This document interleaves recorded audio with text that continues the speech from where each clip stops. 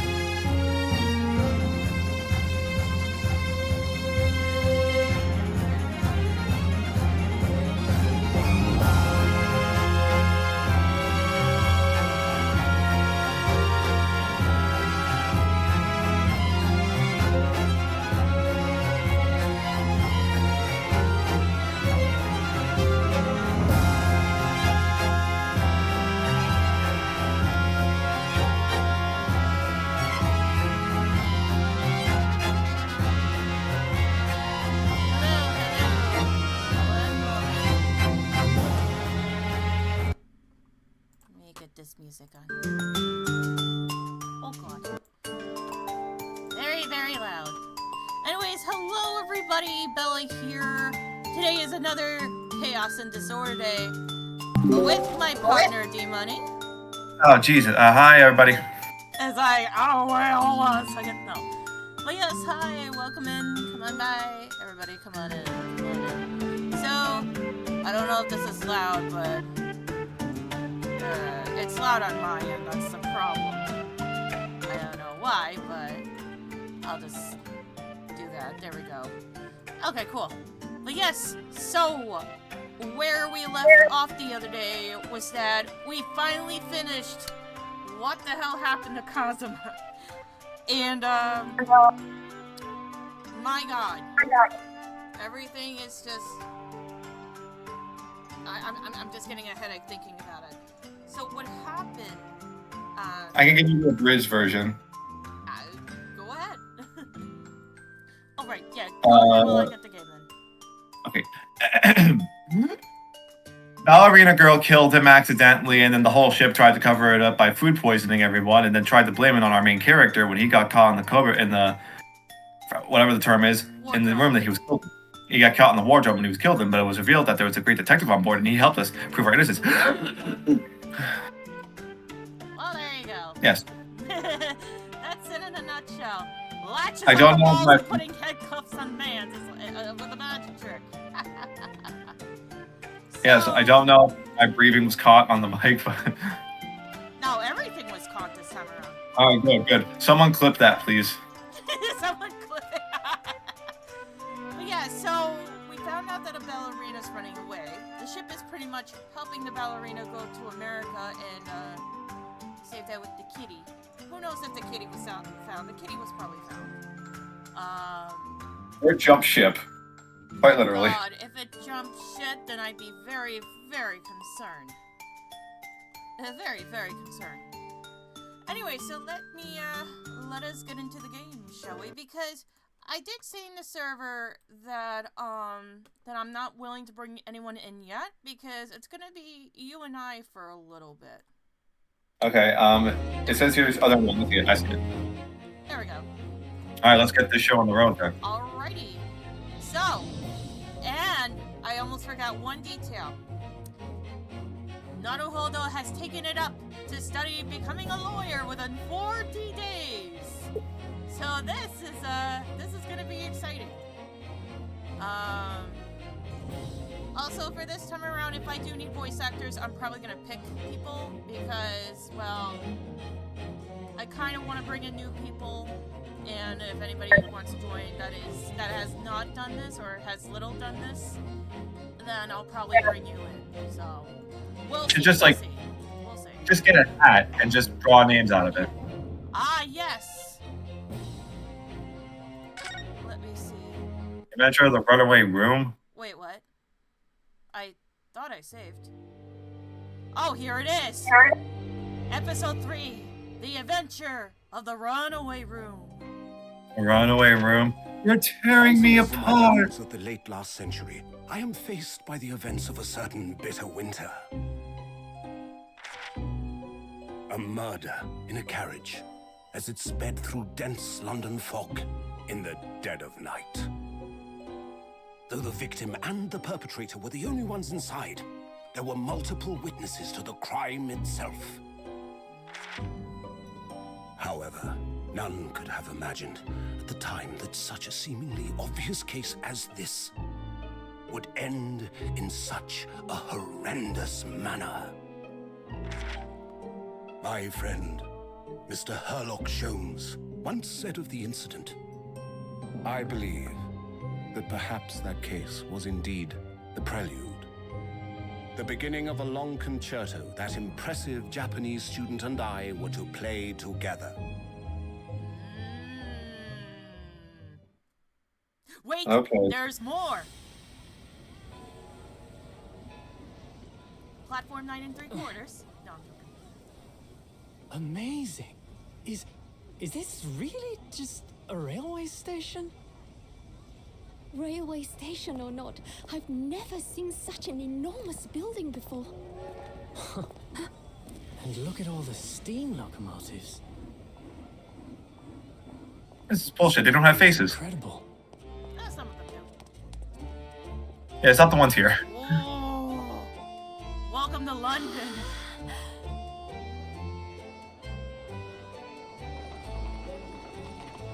Horses. Hello. I feel like I'm dreaming. So this is the capital of Great Britain. So, where to? Oh, hello. Climb aboard. I'll take you wherever you want to go. In that case, the Supreme Court in Whitehall, if you wouldn't mind. My pleasure. I suppose you're visiting students from abroad, eh? Yes. Thought so. Well then, I hope you enjoy your stay. And welcome to the center of the world, Great Britain's mighty capital. Oh, that would be the equator. The equator. Center of the world. Oh my god. Alright, here we are. What in the Oz is this? Welcome to London's Supreme Court. This is inaccurate. February Wait, are we in? 1921 a.m. British Supreme Court, Lord Chief Justice's office. Oh, Wait a second. doesn't Lord Chief Justice sound familiar to me? Probably some of the old Ace Attorney games, but Are we in Big Ben right now? if you didn't notice, they are building still. A little bit. It looks nice though. Anyways. That is the first line ever. It's just dots. Anyway. What an incredible place! It's so imposing. It's almost suffocating. This place is breathtaking. It looks like a fortress. Where's the team in it? There are some stone buildings like this in Japan now, of course. But they've only been built in a few short decades since we opened our borders to the outside world. An authentic example like this has quite a different impact, wouldn't you agree? A far cry from the wood and paper most of our buildings are constructed from. It's certainly unfamiliar. Oh, I am? Okay. Yeah, when I voice Sasato, I have to be... I whisper when I'm Sasato, so... I hope that's loud enough. Hopefully. Sorry. But I think there's more to the differences than just construction materials. What is this place again? This is the Lord Chief Justice's office, Naruhoda-san, in the Supreme Court of Great Britain. The Lord Chief Justice? We had instructions to report here at this time if circumstances were different. We were supposed to let the Lord Chief Justice know that we had arrived from Japan. Damn it. The Cosmic can't. No.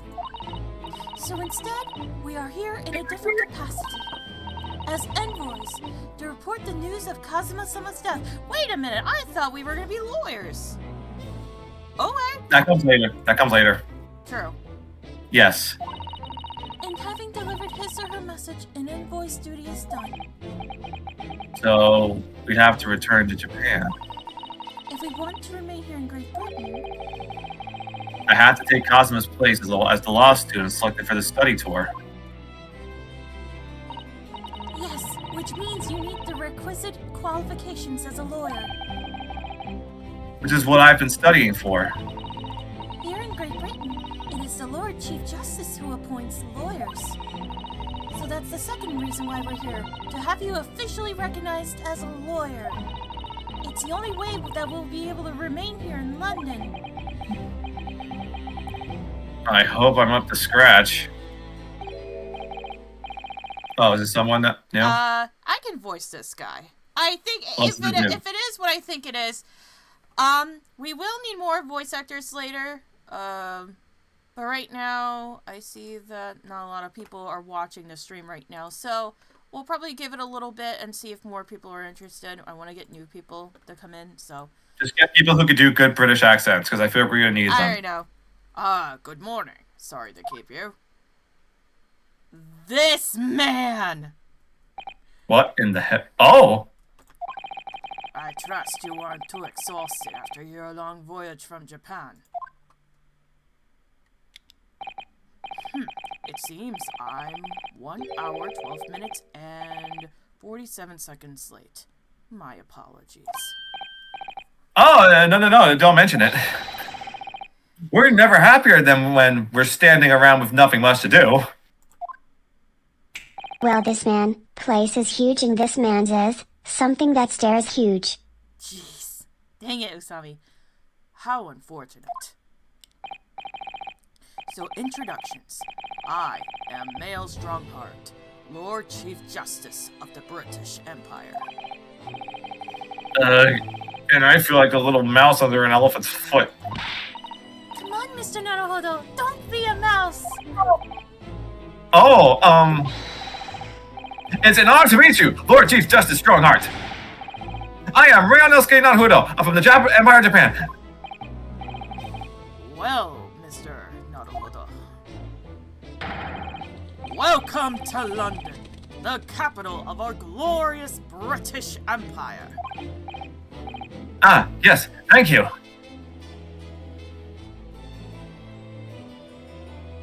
Alright. We could examine, or actually, I don't think examining is in purpose here, so let's just converse with him. So, London. So, what are your impressions of our capital so far? How do you like London? Oh, well,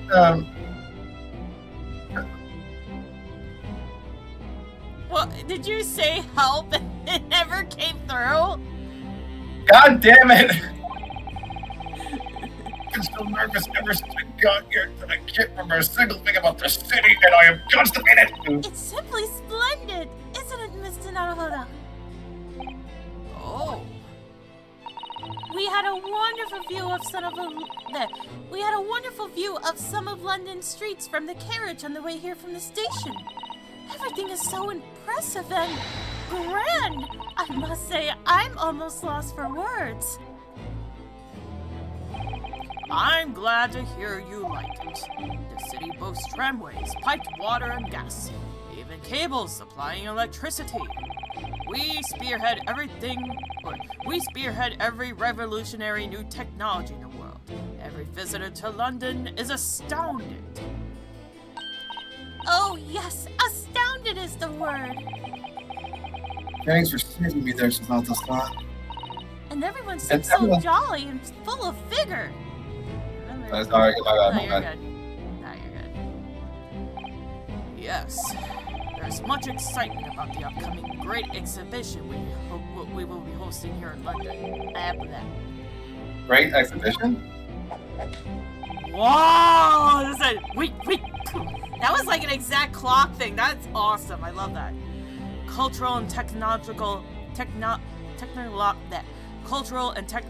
achievements from around the globe are to be exhibited here in our great city. It will be the greatest spectacle of its kind in history.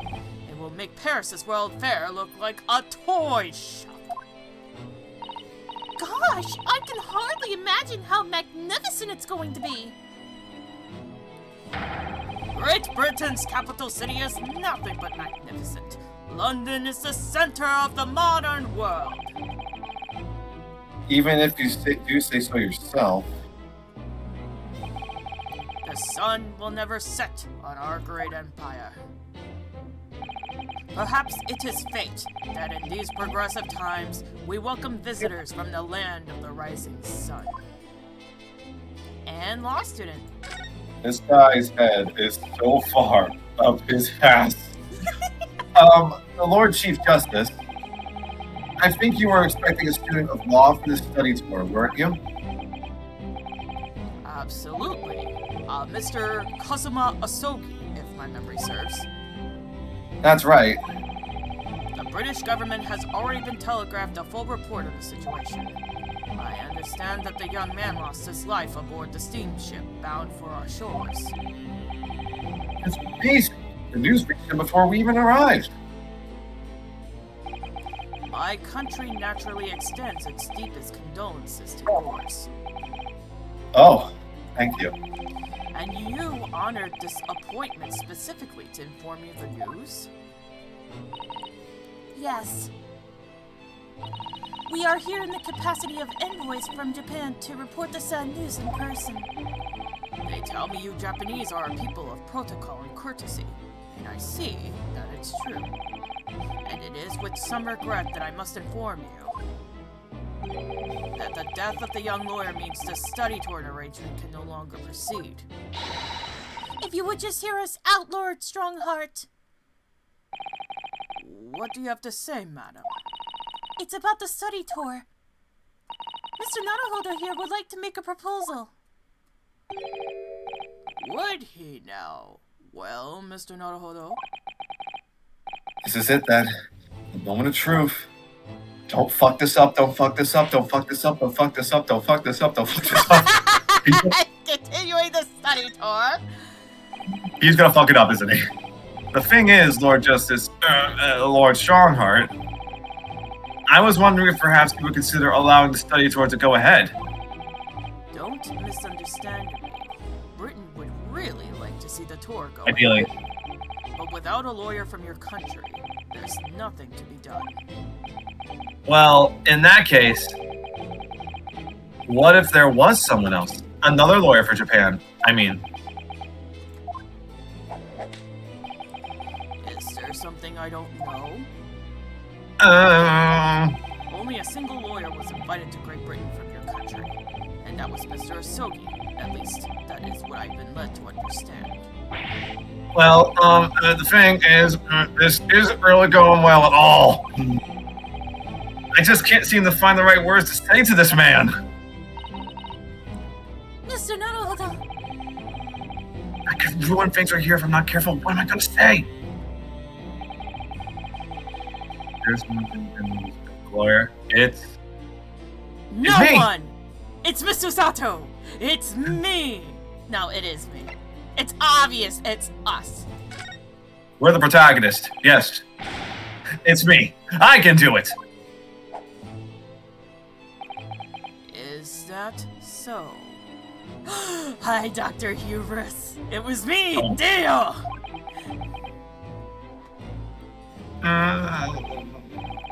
I mean, I don't actually have any qualifications as such, but If Dr. Hubris were to agree, I extend an invitation to him to join the voice chat, if he wishes to do so. I think he's streaming something else right now. For now, I can continue Strongheart, unless, if he rejects or if he accepts. It's either or. But I extend an invitation to Mr. Hubris. No qualifications, you say, and yet you still claim to be a lawyer. I have acted as a lawyer in court before. Only once, as it happens. And I had Cosmo to help me. And I was the accused. I'll just go over the details. AKA the lady who had the bottle. The inspector could have just taken it from her, but no, he couldn't have. You can't touch a fine lady.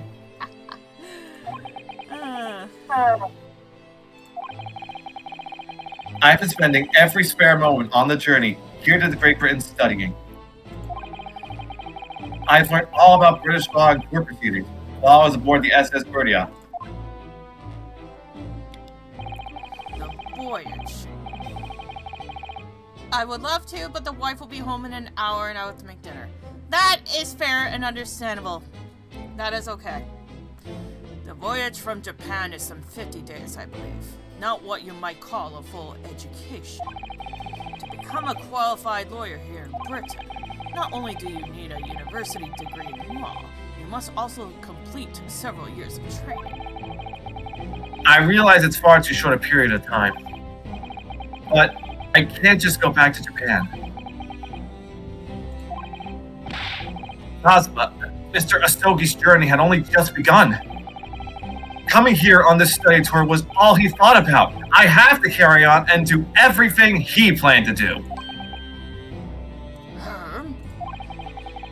I know it must sound like I have an overly inflated opinion of myself, but I would do anything to prove that I have what it takes. Any test you care to set me. Just one chance. That's all I'm asking for. Please! Am I doing good as a voice actor here? Yes, you're doing very well as Naruhodo. No issues. Ah, damn it, I slammed my B's on the bottom of my desk. The bees? There's a bee? No, I'm joking. Alright, so nothing from my mother yet. I don't think food's here yet, so let me continue. 31 seconds. Sorry? Your opening statement there, Mr. Naruhodo, it was 31 seconds long. Not too brief, not too protracted. A perfectly judged appeal, I would say. Which is a skill that would stand you in a good stead as a lawyer. Oh, thanks. So, you are willing to put those words to trial, are you? Well, I'm all for entertainment. Huh? But let me ask you one thing first, sir. Yes? You say you intend to do everything Mr. Sogi planned to do. Are you firmly set on that path? Well, yes. That's my intention. I see. Am I imagining things? Or did his expression just alter a fraction there for all of a sudden? Oh? Very well. Yay! Yeah! You have your wish. I'll give you a chance. A test to become a specially certified lawyer. Whether you pass or fail is entirely down to you. Really? Ooh, we're giving a chance! Holy shit! No one's ever be a test. So, what form will a test take exactly? Multiple choice, long-term answer? Tell me, Mr. Naruhodo, what do you consider the role of a lawyer to be? Well, defending people, of course. Well said. So, let's have you defend someone. Huh? Here we go. Oh. This is a new animation. He's tightening his clock. Your timing is perfect, in fact. There's an appoint trial about to begin later today. No advocate has been appointed for the defense as yet, so this will be welcome news. Today? Straight away? If you manage to secure a verdict of not guilty, you'll have passed my test. What could be simpler? How do I get myself into these situations? This guy has it wrong. Could I ask what sort of trial it is, Lord Strongheart? Yes, good question. Ah, I remember. It is a murder trial. Oh, snap! We've This done guy it can't before! get away- We can do it again! This guy can't get away from murder, can he? First he's accused of it twice, and now he's doing it trying to defend someone on trial for murder. This guy can't catch a fucking break. A murder? An extremely simple case, I understand. You really can't lose. That's easy to say. But I should mention, just in case, if the defendant is found guilty, he will, of course, be sentenced to capital punishment. Capital punishment? He'll be put to death? Oh, Lord! Are you ready for this? The stakes just keep piling up. Here in Great Britain, murderers are sent to the gallows without exception. Presumably, you read that much-near short, sea-based introduction to British law. We can't possibly agree to such a test.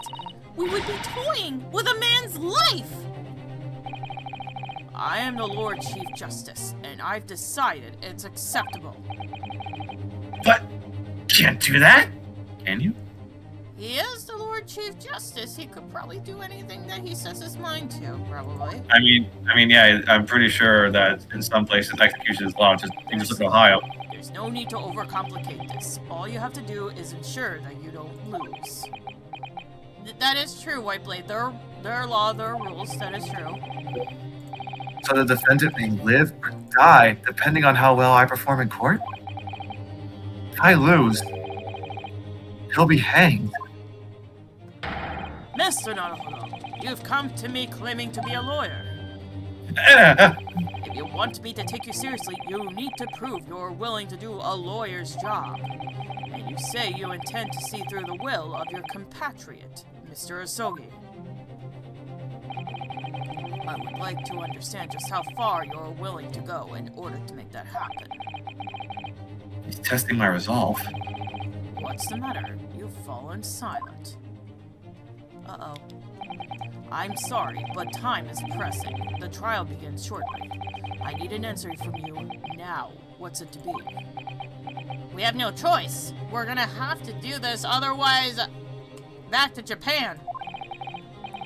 What do I say? Do I agree to the absurd test? I'll do it. We'll have Send it. Yep. All right then. If I have to give you a decision now, my answer is I can't do it. I can't get the words out. God damn it, brain. 15 seconds.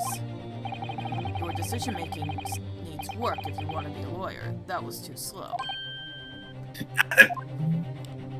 Uh-oh, come on. So, it's as I suspected, is it? Sorry? You have noble intentions, but lack the resolve to see them through. The test is cancelled. Thank you for stopping by. Are you fucking... Go and acquire a ticket for passage back to the east tomorrow. This conversation is over. Yes, Lord Strongheart. Thank you for offering me a chance. Mr. Naruhodo, I'm sorry, Mrs. Nato, but what could I do? it's all right. I understand. You do? It's not an easy decision to choose whether to defend a man in these circumstances, but resolve has absolutely nothing to do with it. What are you trying to say, madam? I think what Mrs. Otto means is that no matter how badly I likely recognize the lawyer and stay here in Great Britain, to risk another man's life by treating his one and only chance at a trial so trivially would be utterly unforgivable. And I feel exactly the same way.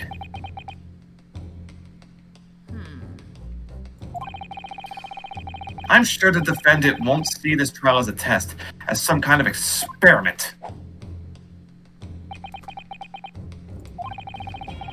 A lawyer may fight for his clients in court day after day, but for each one of those clients, the particular day they stand in the dock may be the only chance they have to fight to prove their innocence. No, I was wrong. I'm not qualified to do that job yet.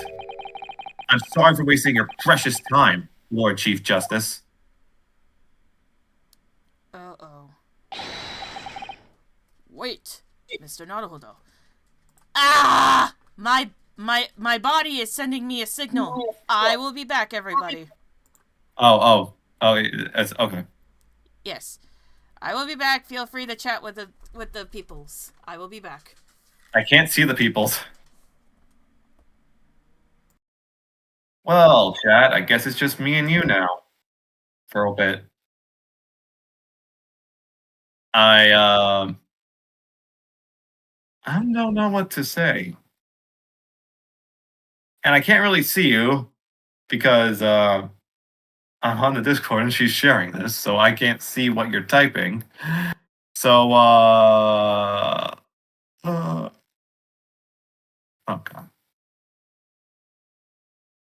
I think I'm gonna go real quick too. I gotta use the bathroom real quick. So if anyone tells her, if she comes back in, I'm going.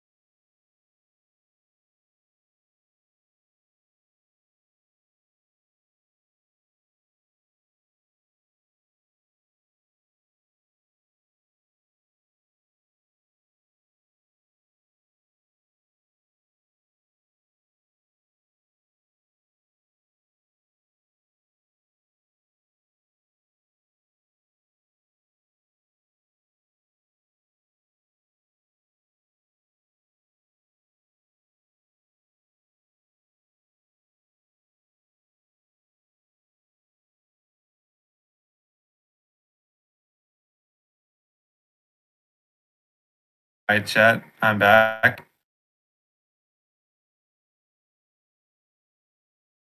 And I see that she is still up.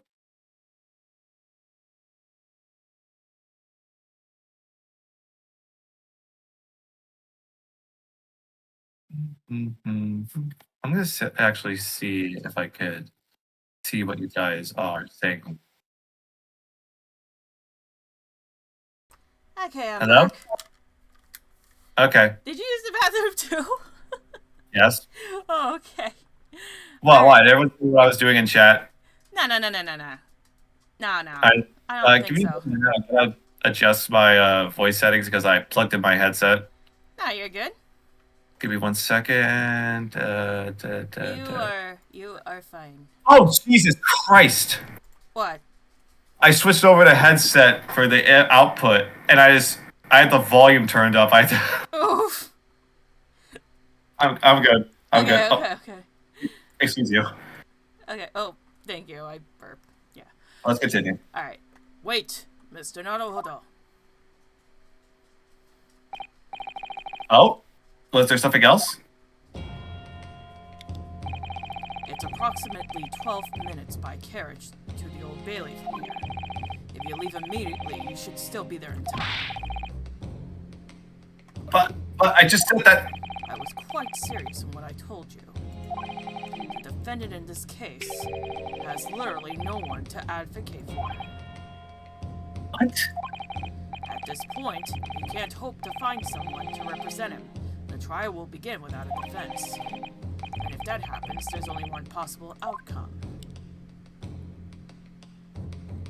He will receive the most severe sentence the judge can pass down. That's awful. But that is the truth. Why does it have to be like this? Please don't expect an answer to every question. The cold, hard truth of the matter is that there is only one person now with a chance to save this man from a very miserable end. And that is you. I'm really his only hope? So, what do you say now, madam? Me? What do you mean, Lord Strongheart? You said it wasn't an easy decision to choose whether to defend a man in these circumstances, and I agree.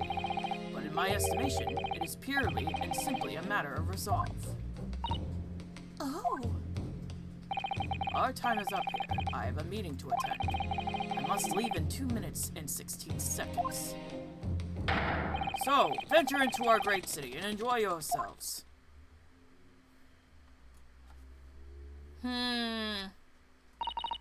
He's gone.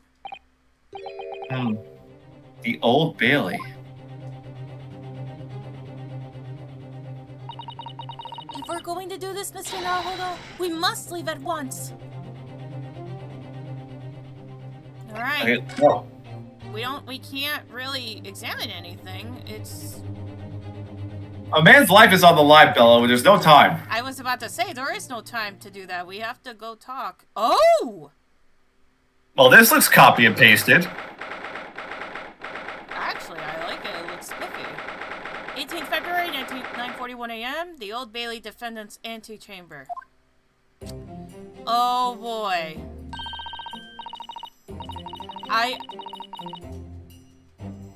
Yes? I want to voice the defendant. The defendant's gonna be very funny to do. Oh, man, okay. You want to do it? I mean, I only voice Ryanosuke right now. Well, I mean, there's more male characters coming in. There's gonna be a shit ton of male characters coming in. Alright, well, okay, you can do the defendant then. Oh, fuck. I didn't read my line! Alright, let's see. Right. Oh, thank goodness we're in time. There's still 15 minutes until the trial begins. I never knew a horse-drawn carriage could go so fast. I thought my teeth were gonna rattle loose. That poor horse. Did you hear what I said to the driver when we climbed aboard? Get us to our destination in 5 minutes, driver. And there's a guinea in it for you. one of my favorite lines from the Herlock Sholmes stories, and it worked quite perfectly. I'm not sure why you're so pleased. I thought we were going to die, and we had paid to pay gold for the privilege. Well, at least we arrived here before the trial started. Yes, I suppose there's that. Anyway, I don't understand it.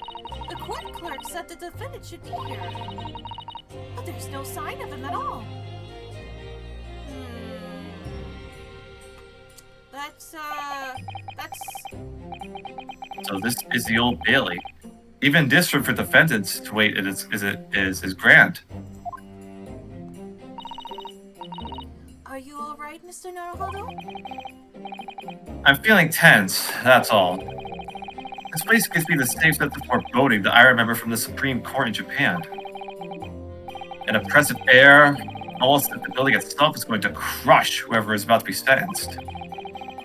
It feels like only yesterday that I was the one about to be crushed.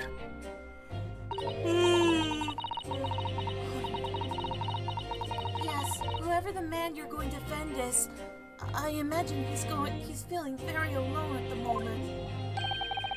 Top of the morning to you, madam, sir.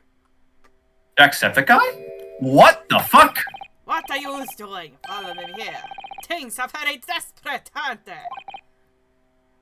I'm sorry? Would you look at those expressionist faces? From the east, are you? We're from Japan, yes. Oh, Japan is it, right? Say no more. So, how much do you need? No, we're just here because... No need to explain, fella. I've been there myself, so I have. No place to go, nothing to eat, barely a penny to your name. And all while in a strange faraway land. Well, actually, we haven't found a place to stay yet, no. Tis grand, tis grand. Let me start by giving you 1,000 guineas. Say nothing now. 1,000 guineas? Please, Miss Susato, you don't have to shout. But 1,000 guineas is enough to build an entire mansion in the most prestigious area of Tokyo. What? Please tell me that went through. It did. Tis nothing to me at all. I like to ensure I have sufficient funds to weather a rainy day, you see. I have enough wealth to build the city of London 2 or 3 times over. Can the train even fall in one day? Well, even so, we couldn't possibly accept such a large sum of money. Ah! I Sorry. didn't mean the eye! Don't get me wrong, fella. I'm not giving it no strings attached. I be wanting you to do something for me. Oh? To be honest, tis a little embarrassing. The trial that's about to begin, you see, is for me good self here. I'll be in the dock. This guy is our defense. That's why I wanted to voice him. So now, what I want you to do is come along with me and stand there beside me. Officially, you'd be my lawyer, but that's just a little detail now. Oh, well, the thing is... Don't worry about a thing. All you have to do is stand up there next to me, nothing more. Otherwise, you see, the trial's going to start without me having any kind of representation at all. So it was true. The Lord Chief Justice wasn't just making it all up. I'm terribly sorry to have asked, but does that mean you're the defendant in this trial? Blaster and blazes, do yous? Do yous not know who I am? Me? One of London's biggest names? No, sorry. You've only just arrived in the city, you see. I see. I suppose that this is altogether impossible. Well, just next to Hyde Park, there in the center of London, is another beautiful park. Sorry? The park? What? It is called McGilded Park, full of blossoming flowers in the spring, singing birds and whatnot. I donated to the city, so I did. An entire park in central London? A city of smiles. That's my vision for London. There's nothing Magnus McGirded wouldn't do for the city. Oh my god. What? If we had Magnus in here, that would be the perfect fit. Just And he'd for make laughs. it. Just for Do an Irish. laughs. Can't even do an Irish accent. There's nothing Magnus McGirded would do for the city and its quiet old people. That's amazing. I mean, really extraordinary. Ah, but now they've the gall to say I'm a good-for-nothing criminal. Me, Magnus McGirded. What is the matter with the London police, I ask you? McGirded. All right, don't pass out. Mr. Naruto. Perhaps now would be a good time to introduce ourselves while the gentleman catches his breath. Good idea.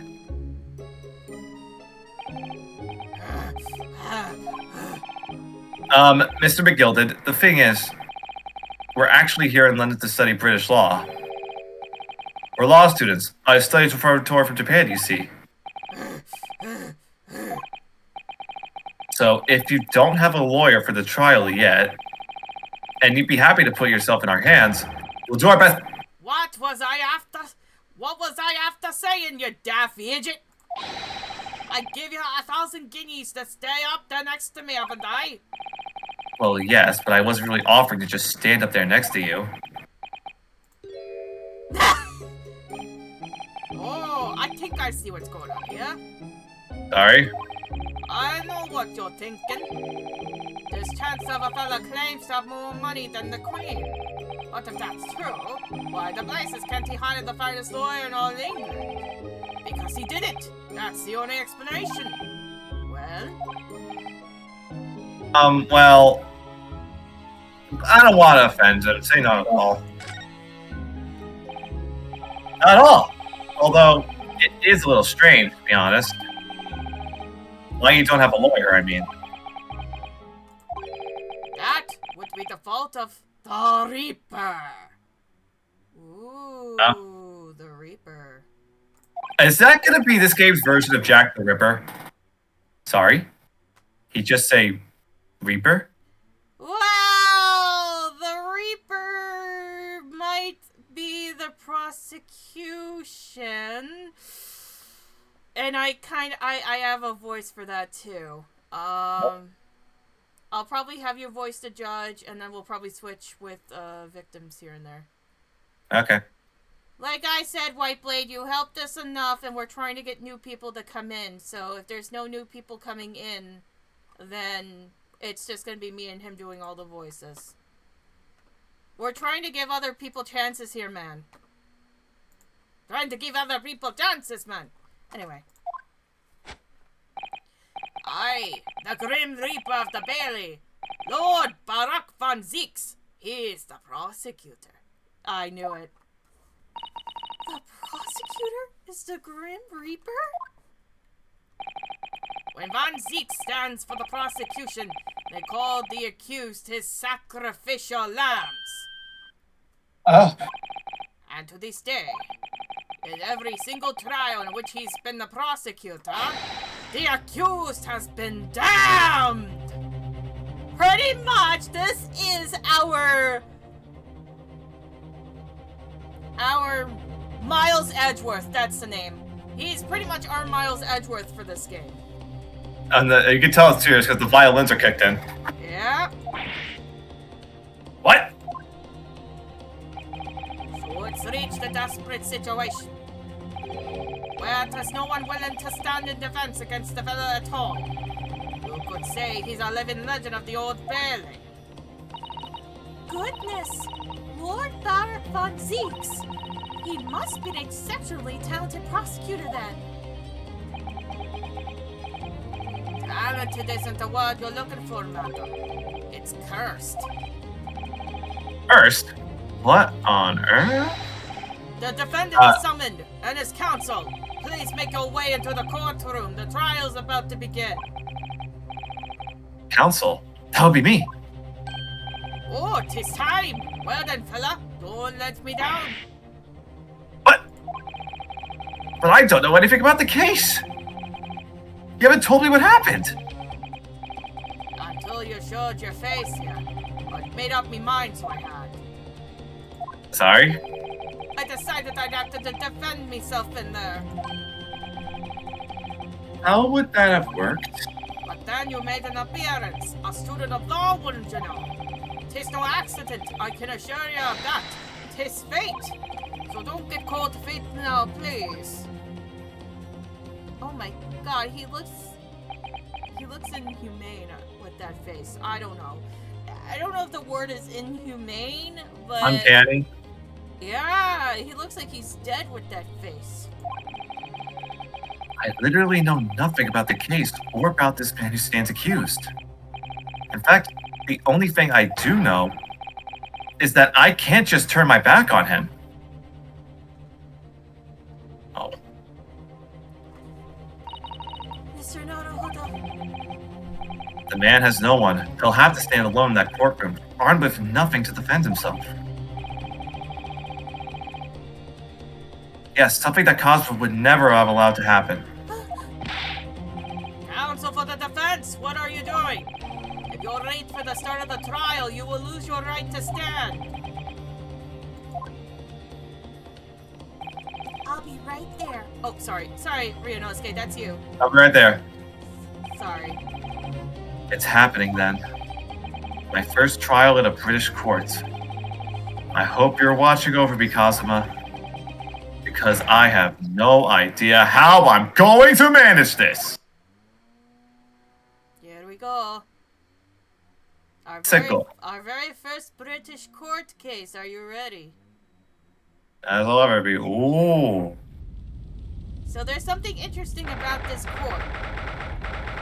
And I'll explain it to you in a way that I can hopefully explain it to you in a easier manner. That scale right there has two sides. Guilty and not guilty. I get it. So more the get more. There's gonna be a jury. In other words. It's the scales of justice. Exactly. We're in the courtroom. See, there's our jury right in front of us. So this is the highest court in Great Britain, the Old Bailey. Centuries of history in this place with public, isn't it? It's so different to the Supreme Court in Japan. It feels both imposing and serene at the same time. The atmosphere almost makes words redundant. Whatever the country, determining a person's guilt or innocence is always a solemn affair. May I say something, Mr. Naruhodo? Yes, what? Oh no! Your eyes look ready to pop out of your head again. I know, but I just can't help it. Where did we get that? Oh no, did we get it off of Cosma? Oh god. I mean, we took his sword, so... Oh god. I can't believe we're using a dead man's armband and a dead man's sword. What is it? A dead man tell no tales now? Oh, wait a minute. Fuck. Okay. Oh, here's the judge. Oh. Here's the judge. If you'd like to voice him, that is. I got him, yeah. In the name of Her Majesty the Queen, I hereby declare this court to be in session. Perfect. This is exactly what I was imagining for this guy. We are here today to determine the guilt or innocence of Mr. Magnus McGilded. I now call upon the counsels for the prosecution and defense to declare their willingness to proceed. Oh, hold on one moment. I just want to see if I, Okay, I didn't get a text from my parents yet. Actually, hold on a second. Give me 1 second.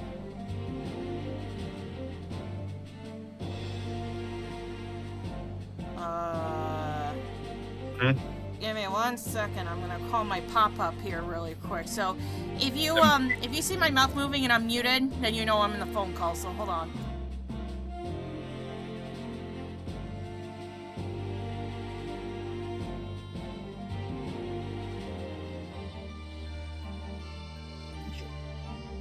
Oh. Mm-hmm.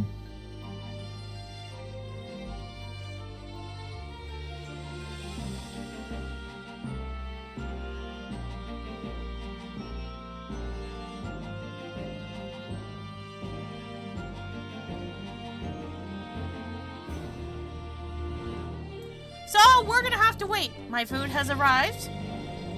All right, no We'll problem. be back.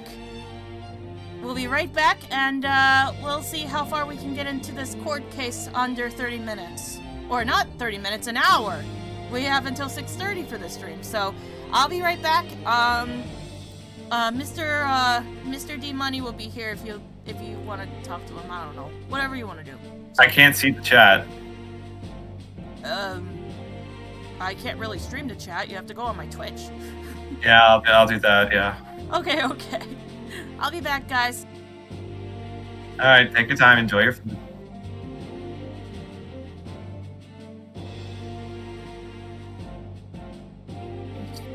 Open the damn tab. Oh,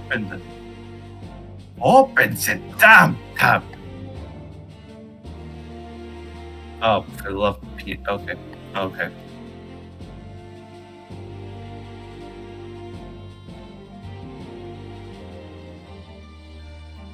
So, I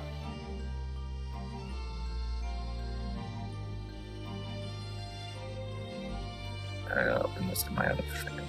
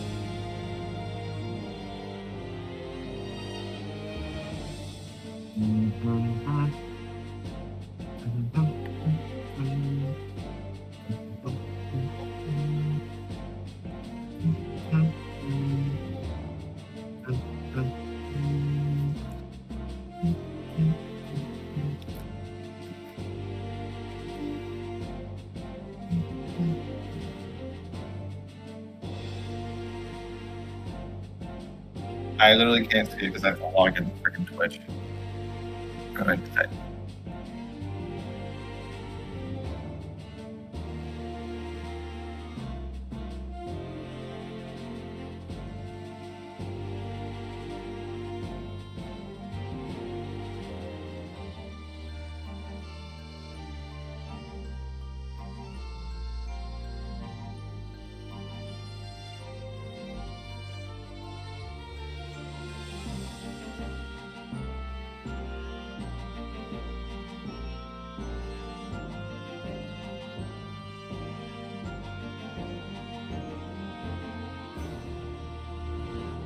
Okay, I'm gonna mute myself so I can be able to log in real quick. I'll be right back.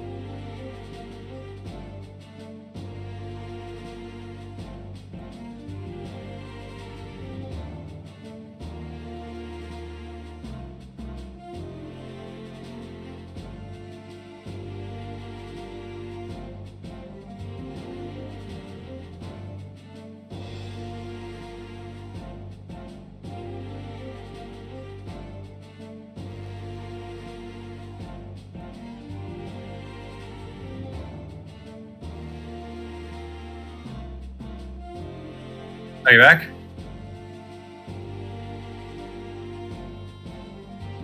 Nice, sweet.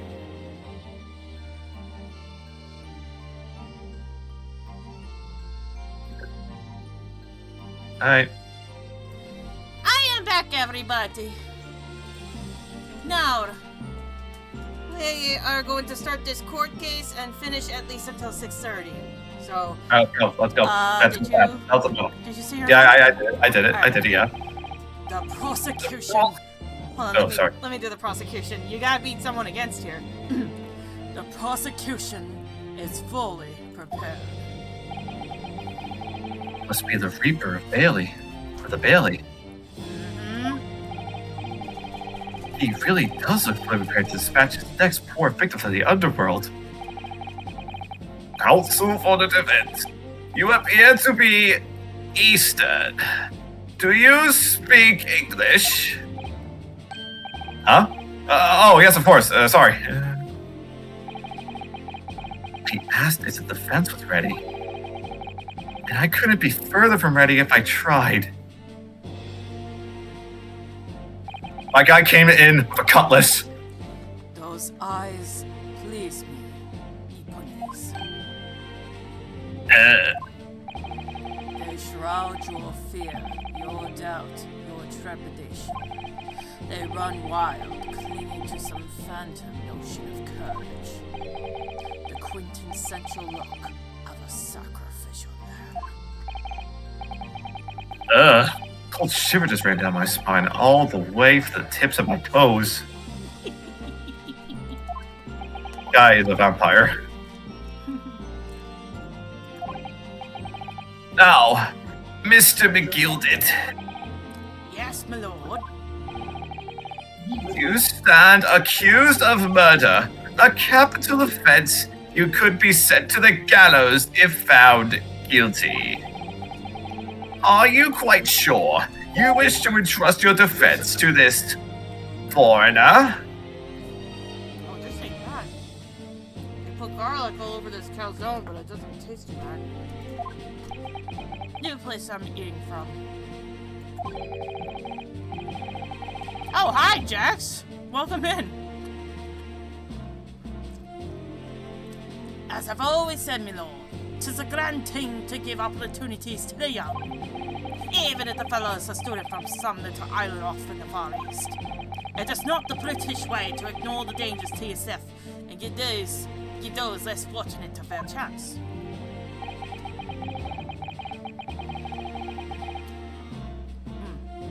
Excuse me. I like to think that acts of chivalry do the great British Empire proud. Listen to Mr. McGilded. What if I just put that has to do? Did you hear he donated £5,000 to the government the other day? Mother, please, may we go and play in the Gilded Park? It seems as though everyone in the public gallery is firmly behind Mr. McGilded. That's definitely welcome news, and he certainly has a way with words. Sorry? I'm surprised he couldn't convince anyone to defend him.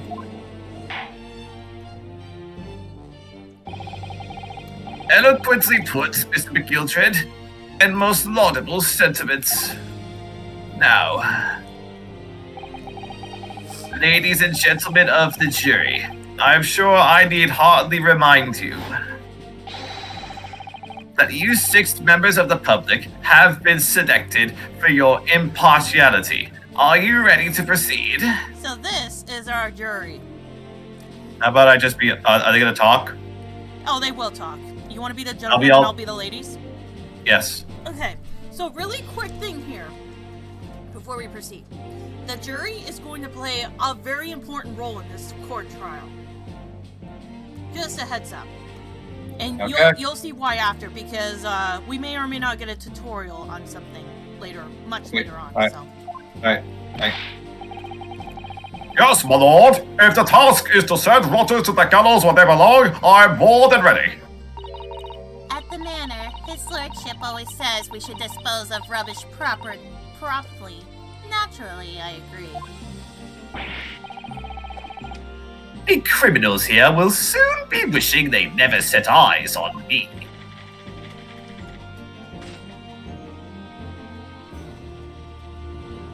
Oh, she'll speak. Don't worry.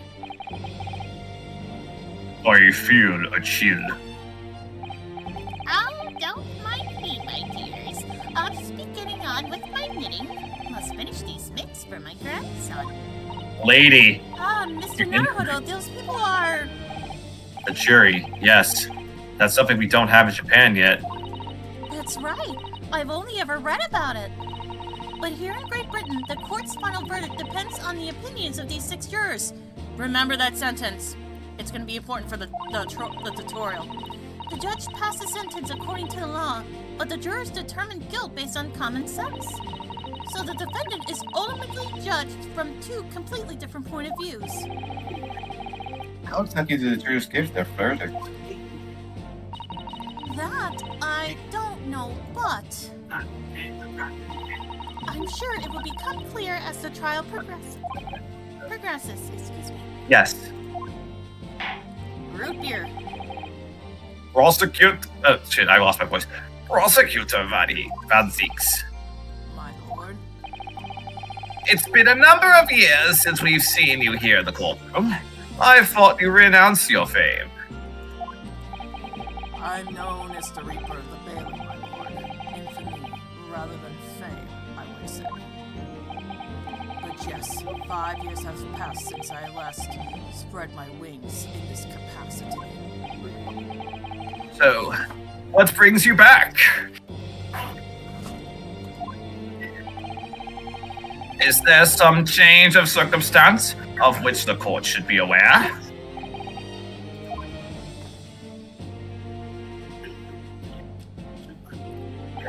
I leave that to your imagination, my lord.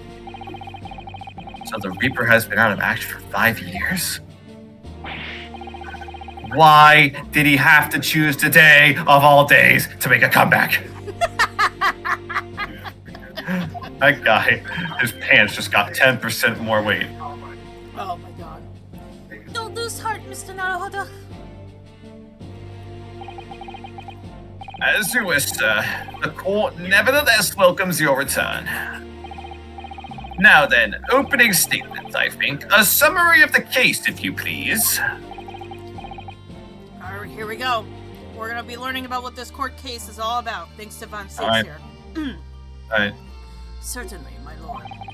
As your lordship is aware, this is a case of overwhelming simplicity. You must be the only ones in here who aren't aware. The incident took place in the late evening, 3 days past. The hour was some minutes after 10. The victim was a maker of building bricks, known in the community as Thrice-Fired Mason. Sorry, Grace. He was a very accomplished craftsman. The bricks he fired were said to be almost indestructible. Ooh. Interesting. Oh! Oh dear lord. Is this a game for children? Oh, a second. Hey! He's barking at the neighbor's dog. Hey! Stop! The victim's corpse was discovered in an omnibus in service on the streets of London at the time. There was a dog there. A dagger that had been thrust into the victim's abdomen is believed to be the ultimate cause of death. Hey! Stop it!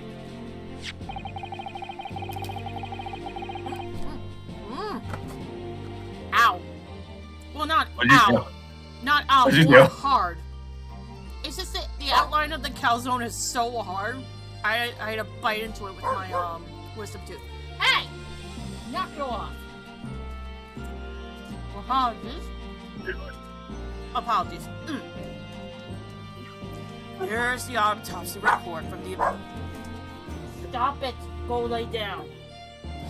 Before I was interrupted by a... Knock it off, I said. Come here.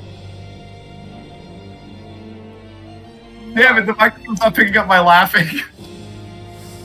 I didn't catch your laughing exactly. I'm just waiting for my dog to stop barking. Like the moment you start speaking, the dog decides, no, I'm a bark now. No. Stop it. Here's the autopsy report from the investigating medical officer at Scotland Yard. Stop it! Damn it, thank you, counsel. I shall accept that and the photograph as evidence. The autopsy report has been entered into the court record. So this is a report prepared from the Scotland Yard coroner, so we'll have to take a look at that. Damn it, no. Oh, and Photograph crime of scene. the crime scene has been entered to the court record. Okay. So we can take a look at those much in a little bit. And one further item of evidence. The prosecution wishes to submit these as well. And these are... Good Lord! Is that blood, counsel? Yes, my lord. Seized by a policeman who arrived at the scene. These gore-soaked gloves were taken from the hands of the accused when he was arrested. What? Mr. McGilded's gloves had blood on them? Oof. Oh, boy. Yes, I will accept these as evidence as well. Dearie me. The defendant's leather gloves have been entered into the court record. Let me just make sure, actually. How did I get into this?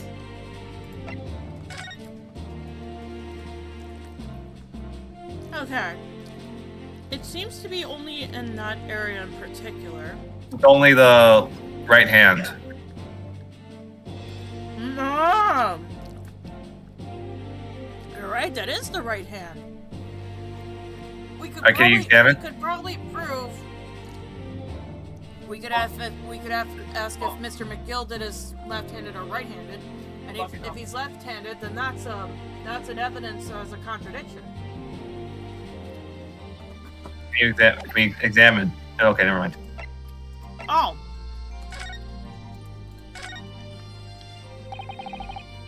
Definitely blood, isn't it? One moment. Take your time. Don't talk to couple. Apologies if the food noise is coming through the mic. Trying not to let my chewing get into the way. Oh, fuck. Not the most pleasant sight to be confronted with on our first day in London. There we go. Well, nothing will come of grumbling now. No. By the way, is Mr. McGilded right-handed? Damn it. Yes, I believe so. He was toying with a coin in his right hand a little earlier. Pity. If only he had been left-handed. Oh my god, they predicted what we were theorizing. The game read our mind. I think blood on either glove would be fairly incriminating, really. Ah, fuck. Okay, so we can't do that. Photograph. Magnifying glass. Yeah, He but was stabbed. directly in his abdomen. Nothing else of suspicion comes to mind. Okay. Alright. Let's get to the autopsy report. Yep. Here it is. Victim, name, free-fired Mason male, age 54, occupation brickmaker. Time and cause of death, 15th February, 10 p.m., 11 p.m. Stabbed once in the abdomen with a knife whilst journeying in the omnibus. Died due to internal hemorrhaging resulting from the trauma. That does seem... Man, you gotta stab him in the right spot and never let that happen.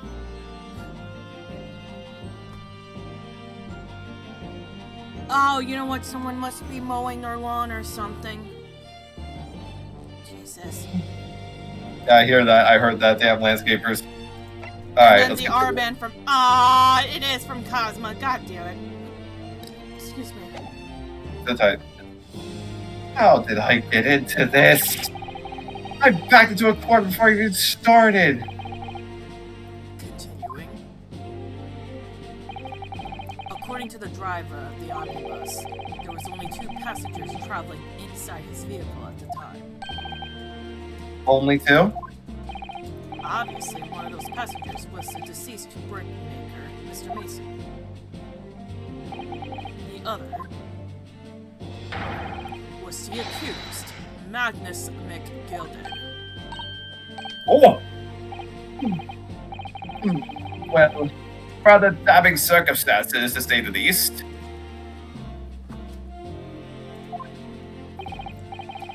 defendant. What say you? Oh god, here we go.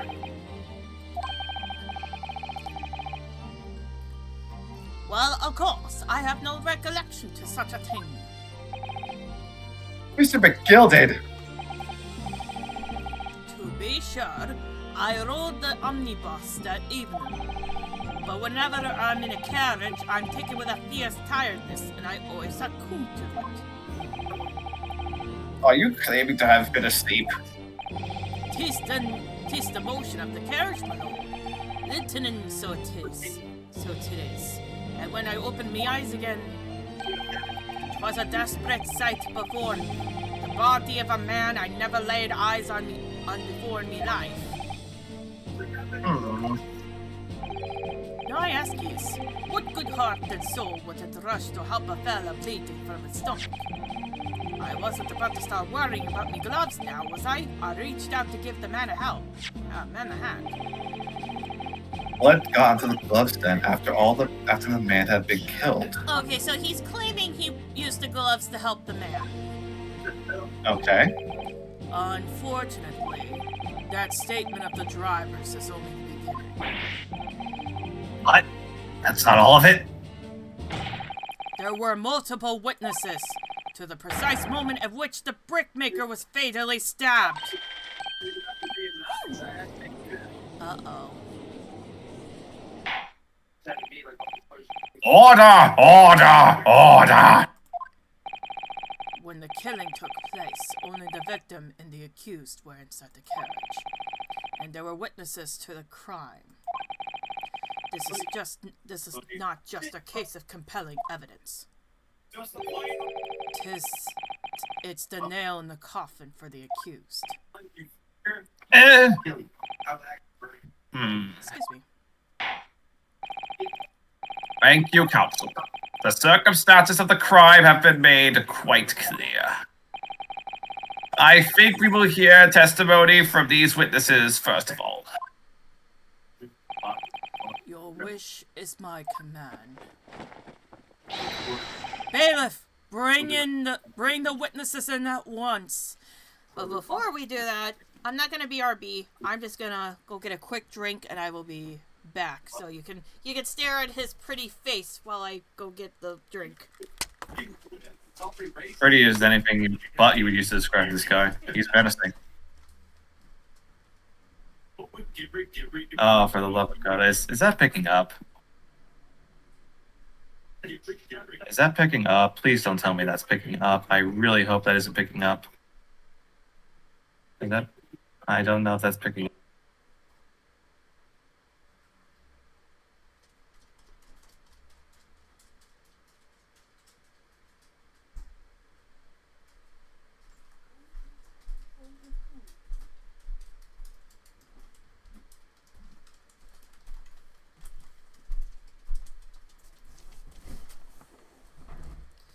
Alright, sorry about that. Alright, let's bring in the witnesses. Witnesses. Oh! Oh my god, I want to be the last one. Okay. Actually, do you want to be number 1 or number 2? I want to at least take some of them too. I guess I'll do flip a coin, please. I can't decide. Hold on. If it's heads, number 1, tails, number 2. Hey Siri, flip a coin. Tails. Okay, so I'm number 2 then. Okay. Thank you, Siri. I get a drink for my food.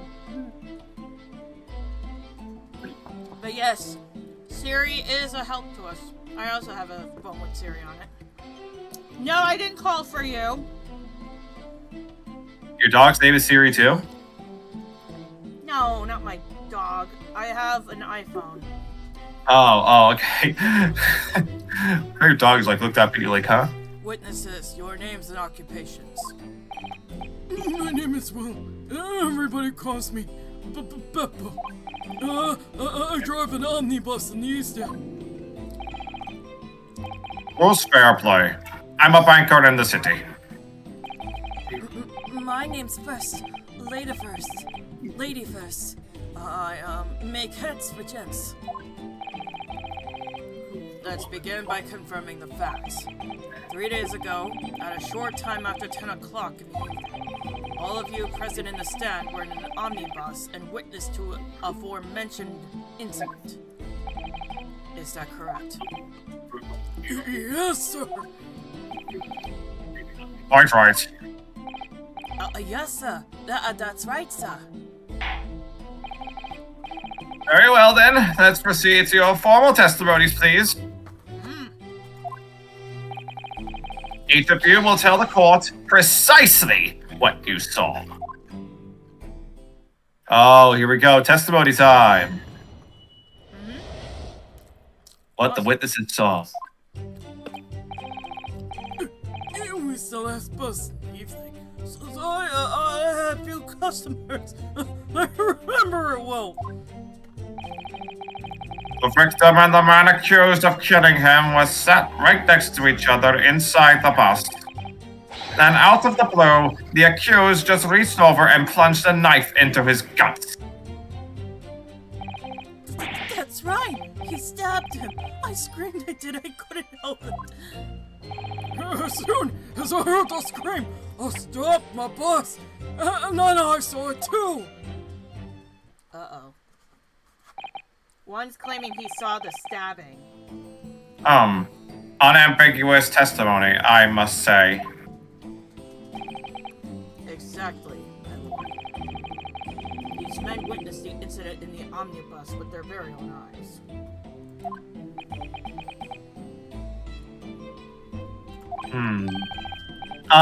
I'd like to ask a question, if I may. Yes, counsel? Well, this testimony makes absolutely no sense to me whatsoever. Why not? Well, the incident took place inside a moving carriage, didn't it? As has been clearly stated from the outset, yes. Well, in that case, how could those two witnesses possibly have seen what happened? There's no way they could have seen the inside of the moving carriage.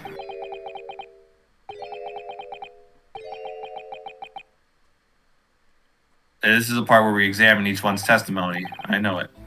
How quaint. I'd read that civilization in the Eastern Island nations was a good century behind our own. But you're here in London yourself. Are you really so ignorant about our omnibuses? Huh? Tell me, my Nipponese friend, have you ever even traveled in an omnibus? Well, no. We only arrived in London this morning. No matter. I've arranged for us all to see for ourselves. The actual scene of the crime, that is. What do you mean? The actual scene? How? A carriage is designed to be moved, after all. Presumably you understand that much. Yes. The omnibus in which this bloody crime took place is here today in this very building. Here? What? The entire carriage? Bailiff! Bring forth the stricken omnibus! Yes, sir. I did that for funsies. He holds it. Whoa! Okay, how the Holy fuck did they shit! get that in here? This How is the worse- fuck did they get... This is worse than bringing a baby to court! Bringing a fucking carriage in! My question is, how the fuck did they get that in here? There's no way in hell that fits through the doors.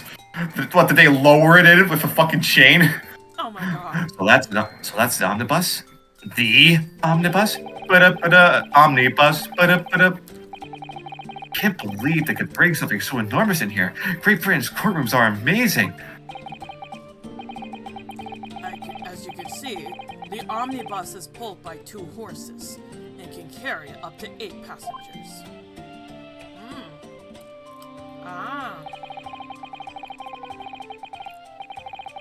Okay, that I just realized we could say this only fits 4 people, right?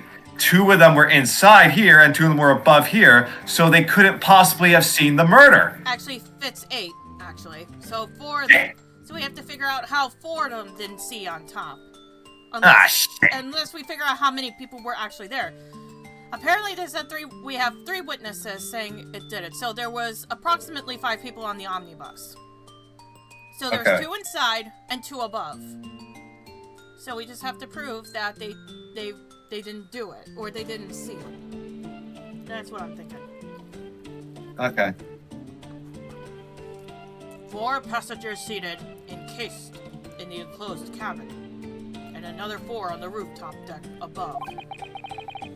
Every Londoner knows that the best views of the city's architecture and sights are to be had on top of an omnibus.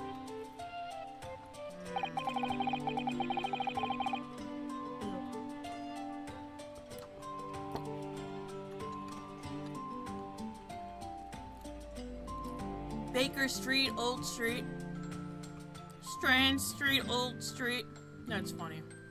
And I should point out to our foreign guests.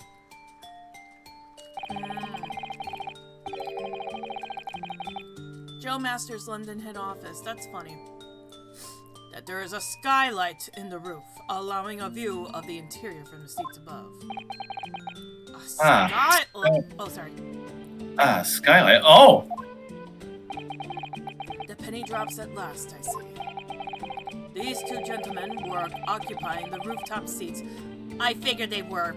These 2 gentlemen were occupying the rooftop seats on this omnibus when the murder took place. That is how they came to witness the grim incident. My guy, keep your hat on. Through the skylight. That makes perfect sense. I think that's part of his character. He makes hats, and I guess he makes them badly. Oh, hold on.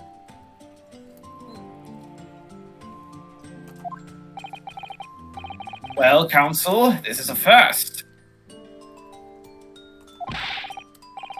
In all of my years behind the bench, I've never experienced the crime scene itself brought into the courtroom. There are a number of important clues remaining inside the carriage, my lord. I would like to submit the omnibus itself as evidence. That is the prosecution's wish.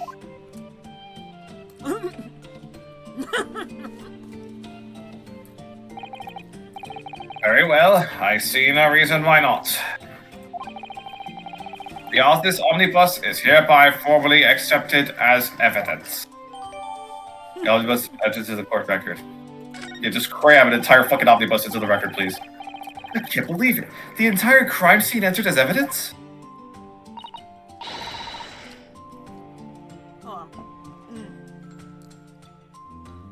Yes, Great Britain is simply extraordinary. I help myself a lot by giving an omnibus a thorough examination, seeing as it's here. Can we? Oh, we can. Holy shit. Wrong button. Alright, let's look around. So 418. 418, that's the number. Look! Phoenix Wright Omnibus! For the love of God! Who made this?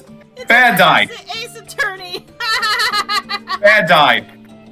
Bandai, why? Or is it fucking... Who makes these games? I think Capcom? Fuck, that's what I meant, Capcom. Why did I say Bandai? They make toys. Capcom, why? Okay, so let's see. There's nothing... You look under it? Okay, so... Alright. Go in the undercarriage. The master... Wait. What is it on the benches? Oh, Joe Masters. Oh, Joe Masters. Okay. Or Job Masters, excuse me. I thought I said Joe Masters. Oh? Oh my god, there's a butt print. But that's not evidence. We can only go in. Wait. Okay. Oh, there's blood in there. Opens the door. There's blood in there. Well, let's open the door and go inside, shall we? The scene of a murder is horrible. Oh, there it is. But wait a minute, why is there blood on the seat? I think either two explanations. One, something happened, or two, he shat himself blood during when he died. He doesn't handle, it seems. Oh. And that must be McGilded's luggage. This looks like all sorts of equipment that might be needed to keep the omnibus running. Oh, it's tools for the omnibus. Feeding tubes, tools to repair wheels, blankets, horseshoeing tools. So it's a storage compartment for the coachman to keep his things, it seems. There doesn't seem to be any space for passengers to store their luggage, that's for sure. Well, I don't imagine it would be very convenient for that purpose anyway. Okay. Alright, What else can we do? that's the London Fair. We need to examine the bloodstain. That's blood that's soaked the seat. The victims, obviously. Yes, and that seat would be clearly visible from the roof deck. Did you really stab someone in full view of the other passengers like that, I wonder? Well, it was after dark, and there was a lamp on in here, so perhaps the culprit couldn't see anything outside through the skylight. Whichever way you look at it, it doesn't seem like it was a planned attack. So this wasn't premeditated. Ah, that's a poster for the great exhibition that's due to start 6 months from now. There's a lot of focus being drawn to the Crystal Tower, the centerpiece of the whole exposition. Oh, the Crystal Tower. It's under construction already, I believe. People all over London must be fizzing with excitement at the prospect of such a great event. And then is that the same thing? Oh, this is a different poster. Ah, it's a poster for the great exhibition that skip. Oh, it is saying the same thing. Skip. Wait, what? Oh, I guess... Alright, is there anything else we can do in here? Oh, probably check the skylight. Quite a large skylight, isn't it? Yes, quite large enough to afford a good view into the cabin from the roof deck. There doesn't appear to be a handle or catch of any description. So suppose it can't be opened from the inside of the cabin at least. Alright, so I guess there's no check marks for this. Well, yeah, that's everything. Still, can you go under it?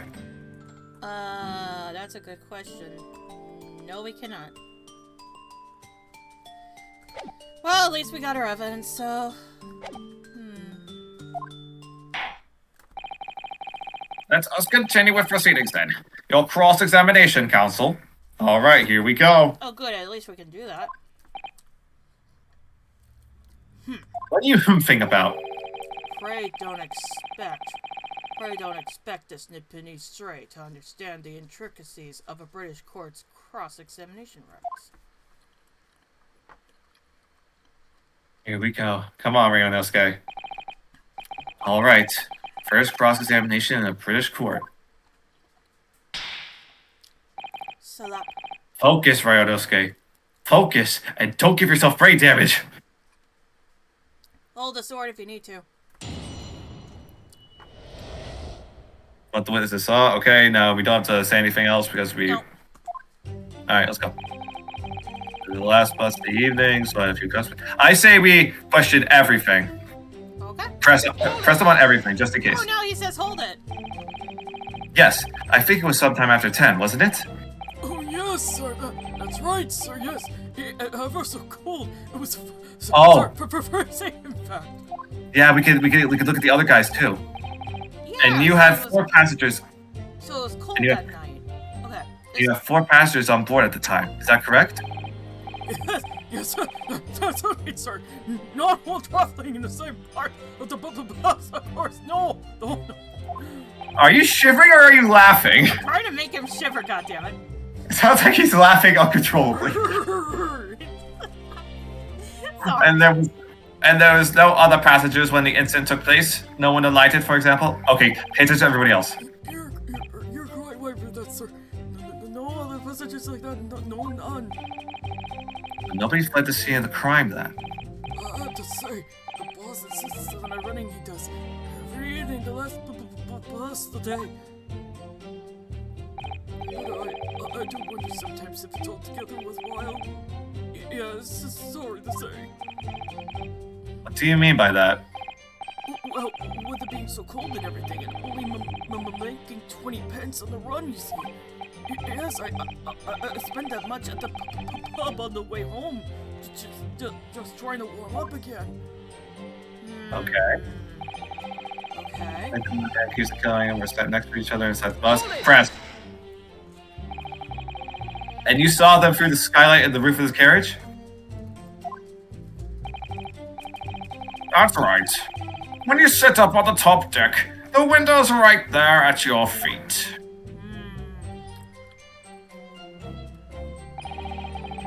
There was a lamp on inside, so I had a pretty good view.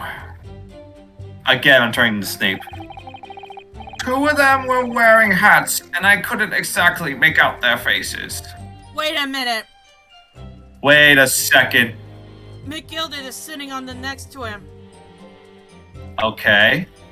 Meaning if he were to stab, he could have either sat across and stabbed him, or he could have... Okay, that's definitely something to think about. Good point, Bella. Yeah. Because I feel like the position of the two are very, very, very useful. Perfect, yeah. But there's not a shred of doubt in my mind that it was Mr. McGilded. How can he be so sure? Well, how can I put it politely? McGilded is a gentleman of rather small stature. I couldn't have mistaken him for anybody else. Let's not forget that when the vehicle came to a halt, the only people inside the closed cabin were the deceased Mr. Mason and Mr. McGill. There is no room for doubt here. I really wish there was. Next. Alright. Then out of the blue, the accused reached over and plunged a knife straight into his guts. Press him! You actually saw the exact moment it happened? Didn't I already testify to that? Or are fair dinkum hard-working city bankers not considered trustworthy these days? No, because you're a bunch of penny pinchers. No, I didn't mean that. No good. I've really got his back up. Perhaps you could just tell us what you saw in a little more detail, if that's... Good Lord! Juror number 3. What's the meaning of this? My mind is made up, my lord. Completely and utterly made up. Made up about what? I don't like the stinking rich. Never have. They're always up to something. Or other that they shouldn't be. Every one of them. Okay, wait a minute. And that little leprechaun of a man is no exception. Well, he can't fool me. Well, they can vote at any time, just remember. And it's only one person so far. So, the black is guilty, the white is... I'm just gonna say, guilty. are we overlooking the fact that this guy's holding a knife? There's no point wasting time listening to any more of this. That's my opinion on the matter, anyway. That is precisely what I was about to say. Uh-oh. Ah, shit. As the foreman of the jury, it's my duty to set a good example to my fellow jurors. There's another guilty. But don't worry. Don't worry, there's a tutorial coming up. We can balance the scales. What the... What is happening here? Goes to Satogo. Let me see. Ah, yes.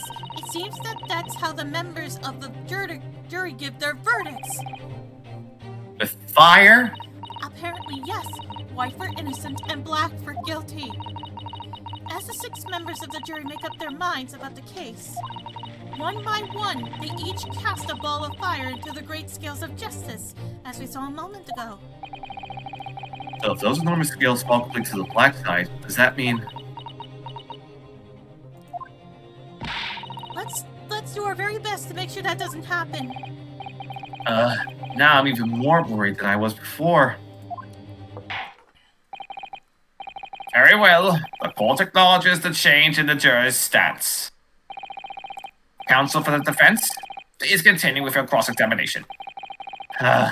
This is a nightmare. Alright, let me quickly, Save. No, I'm not. Well, I am gonna save, but I'm also gonna bring the food into the kitchen. That's all. I'm just done eating for now, so I don't start talking nonsense. Back. Huh? I'm good. Just go back. All right. Hold on.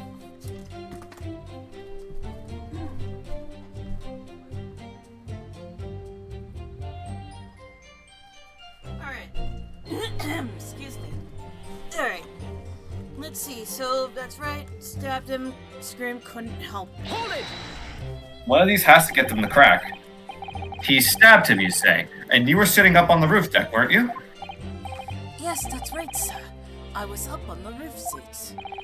I remember seeing the little gent sitting next to the fellow that was stabbed. I've been thinking about a new hack design, you see, so I was just gazing absent-mindedly around. But then I happened to look down through the skylight. It was sticking right out of his belly, that huge great knife. A grim sight indeed. Wait a minute. He said he got distracted. He didn't actually see the murder take place. Okay. Ah, that didn't help me at all.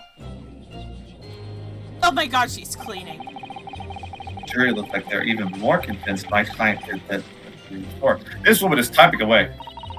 That appears to have made everyone even more dubious that Mr. McGilda is telling the truth. If only we had some evidence to counter their suspicions. Mr. First. Yes, sir. Yes, sir. Is this the knife you saw? Oh, good grief! Yes, that's it. That's the very one, sir.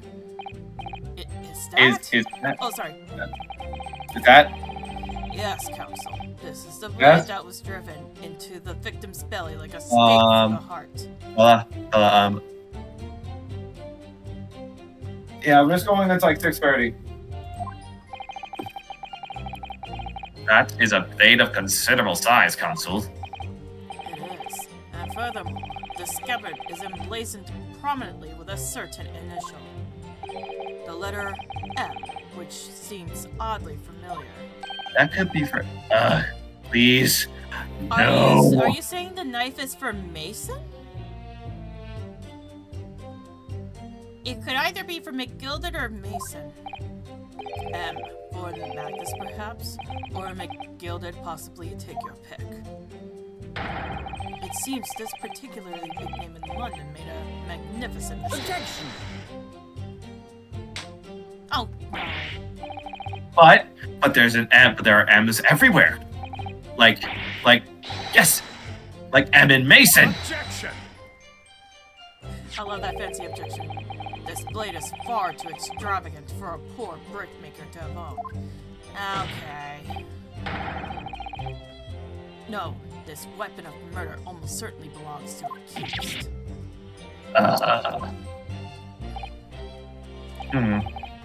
Not conclusive, but certainly compelling, counsel. The murdered weapon has been entered the court At record. least it's not it's not serious evidence. You know what? Alright, before I start the lady, I'm gonna examine the knife. Let's see. Wait, there's an M on it? Ah! Unless No, that's it's not a- an M. It is an M. Is this when it's up? When an M is upside down, it looks like a W. Remember that. An ordinary letter M. Undeniably, Mr. Magnus's initial.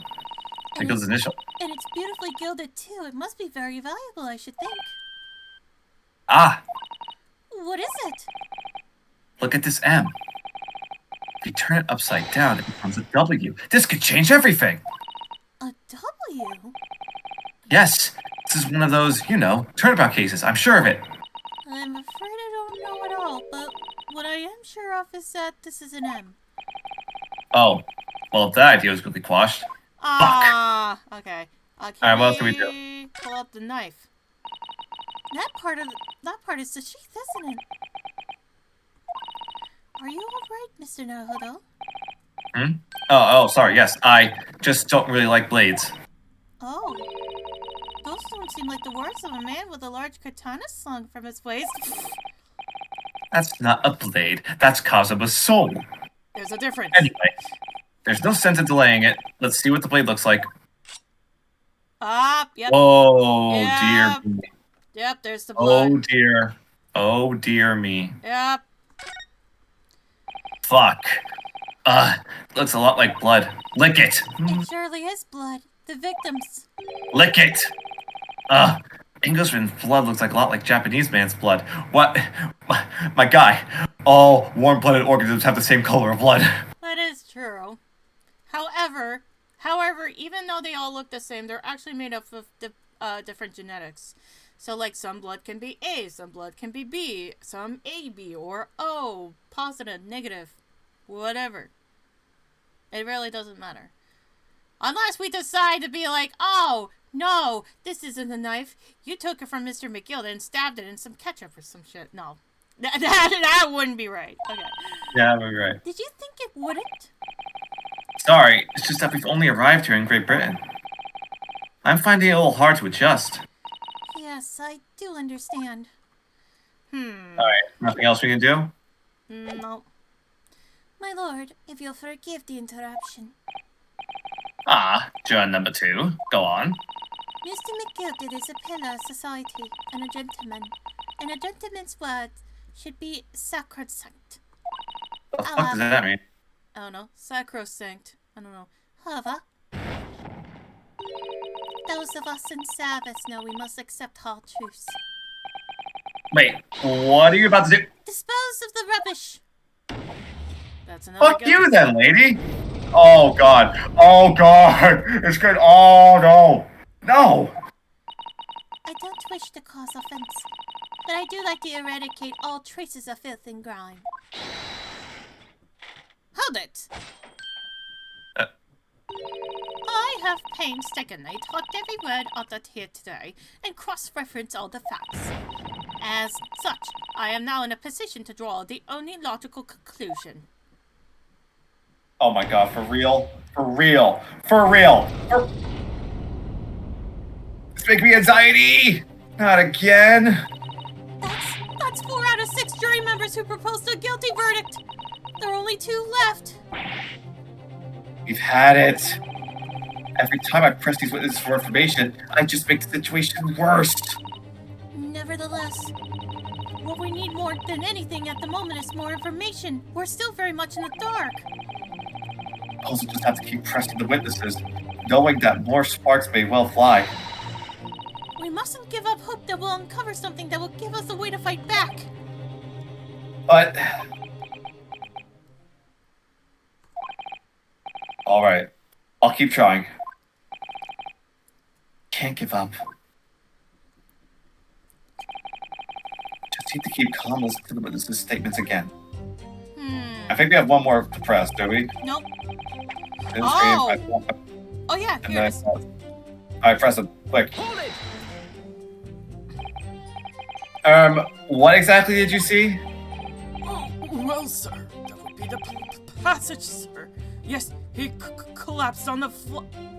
Wait a minute! What? That's a contradiction. Remember Yeah, the exactly. He was sitting Collapsed up, on the floor. He was sitting up. Yeah, this man is full of shit. Collapsed on the floor he was.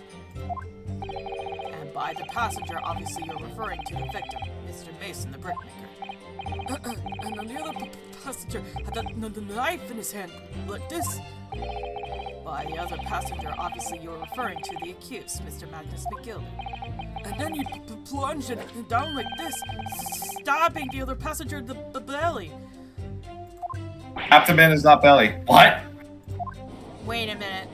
Here's a question then. Why is he set up with the stomach? Hold on. Before Oh, you for say God's sake. Before you say your line. The guy is saying that he was laying down and got stabbed. That would be conclusive to the evidence, but the body was set up right. How was the blood on the seat, if not on the back seat? Okay. Like the back of the, like the, whatever you call it.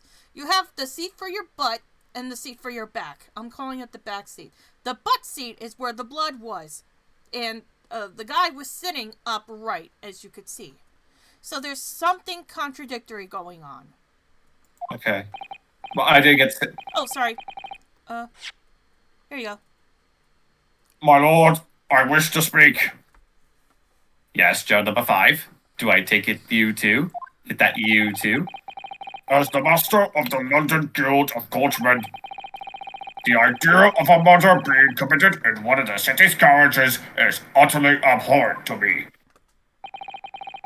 It wouldn't be right to make a decision before hearing all the facts, though, I said to myself. But I've heard enough now. The horse has bolted, as they say. No, please, just keep it open. Mine will not. Gee up now, Silver Blaze. The finish is in sight. Bruh. More. This old lady But better don't be worry. right. Remember what I said before. We're getting a tutorial. Apple is a long-standing member of the guild, and I trust what the man says. Thank you, sir. You're too kind, sir. I mean, Let it out, man. He's cold. This is too unkind, sir. Which now means that 5 jurors agreed to condemn this man. Oh my goodness. We gotta go make the contradictory statement right now.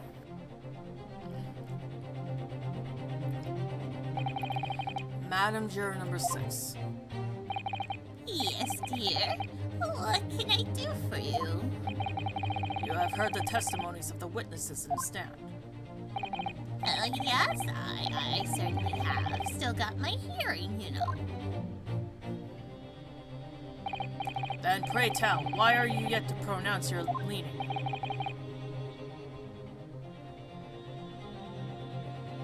Is she just doing it because she's knitting? Well, dear, the thing is, I'm a creature of habit.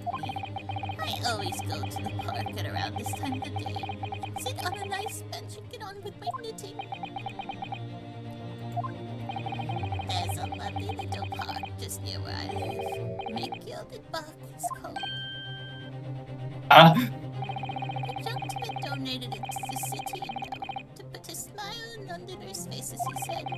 I can't imagine such a fine young gentleman would have taken him to take another man's life. He's always doing wonderful things for the city. That's right. A man like that would have stabbed someone, surely. Well, then maybe we go to the Gilded Public Library later and borrow more books. How many Londoners live with their heads in the clouds? Do you people not know? What kind of a man Magnus McGilded really is? What kind of a man is he? The philanthropist. I think I said that right. Philanthropist. Okay. The philanthropist, Magnus McGilded, has enough wealth to purchase the entire city he claims to value so highly. Uh-huh. But where did all that wealth come from? Your client is a Shylock, sir, and one with the very darkest of souls. What? Stone the crows! Oh, it's a cute little heart. I love that heart. Miss McGilded lends money at extortionate rates of interest, so his victims have no hope of repaying him. When they default, he takes possession of everything they own. He is a vulture that preys on the weak. I've never heard any mention of that before. Your faculties haven't deserted you, I'm sure, madam. So has this thought not crossed your mind? Would a man wealthy enough to buy London in its entirety not have a carriage of his own? Okay. What possible reason could this man have had to make use of a public omnibus service?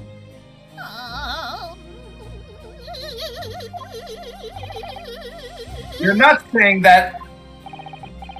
The victim, a poor brickmaker, had next to nothing to his name, save considerable financial liability. It will come as no surprise that his creditor was the accused, Magnus McGilded. But let it also be known that the very day Mr. Mason was killed was the final repayment date for his debts. Oh, gracious! The brickmaker was destitute. He had lost his house, He had not a shilling with which to repay his debts.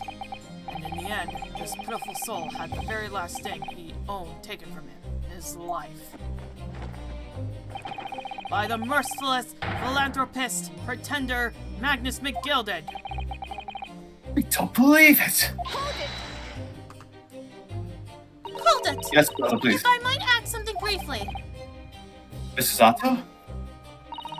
You claimed that the victim had been lent money by Mr. McGilded. But where is the evidence to support your claim? Oh, that's a good point. Where's the evidence that, Where's the evidence? Like, Yeah, where's the cough it up. evidence? Yeah, where's the Cough it evidence up. to owe debts? Cough it up, Dracula. Cough it up. Oh. What Oh, the- look at his wine bottle. Look at the wine bottle. It's got a Grim Reaper on it. Grim Reaper. Did I say Reaper? I meant Reaper. Well, but also, notice the color of the wine. Boom. Oh, yeah. Well, okay, I'm going to stop you right there with the color of the wine. I feel like the color of the wine is irrelevant to everything. I mean, there is something called red wine, for damn sakes.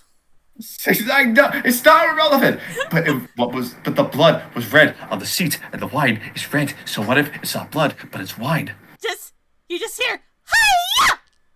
Sisato take and be like, the color does not matter, Mr. Naruhodo. I'm thinking way too deep in this shit, aren't Yes, I? you Isn't that the point of this game?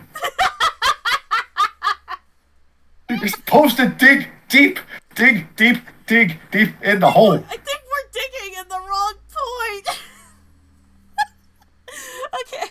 Okay.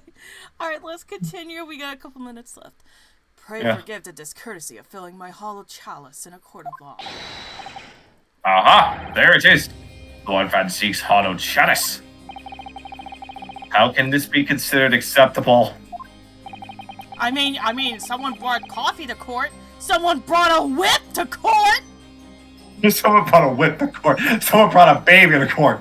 What can't not be let in the courthouse? There is no security. Exactly. By the way, if you didn't know why I said about coffee and a whip, it's reference to the Ace Attorney games, the second and the third. But I find myself in unexpectedly good humor. I heard ladies from the Far East could show great courage, but I didn't expect. Someone brought a knife and a carriage to court. Well, he's the prosecutor. He's allowed to do that as long as it's evidence valuable.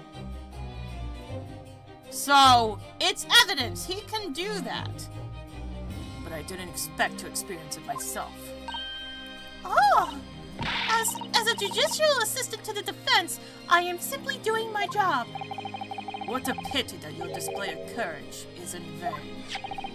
This is the debtor's ledger, which details all monies loaned by accused. There is evidence of it! God damn it! Okay. You will find the victim's name clearly recorded inside. Oh. Allow me to present this ledger as evidence. And pray forgive the discourtesy of raising my chalice. And a toast to the enigmatic East at the same time. A marvelous toast, Counsel. I will gladly accept this new evidence. Alright. Get to the court record. Okay. Please, old lady. Oh, yes. 20 guineas. The victim owed a considerable sum. Can we look at it? Yes, I'm checking it right now. You don't have to tell me twice. This portfolio must contain all sorts of secrets of London's gentry. Oh dear, do you really think we ought to look inside? Well, it's not as though we know of any London's gentry personally, is it? Apart from our great detective friend, perhaps. Where is he in this? Actually, I wonder. Where is he in this? As far as I know, he's not in this case. As far as I know.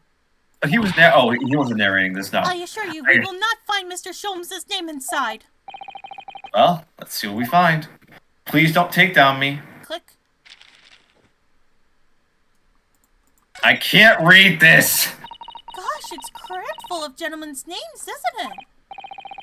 Well, I suppose they're probably not all gentlemen at all, are they? After all, not everyone in this country is well off. Well, what is it? Look at this! Do you see the name here? Bruce Fairplay!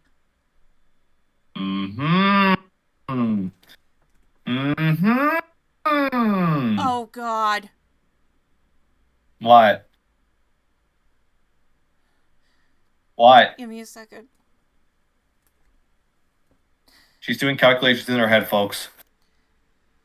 I'm sorry to say, but you might not want to hear my theory.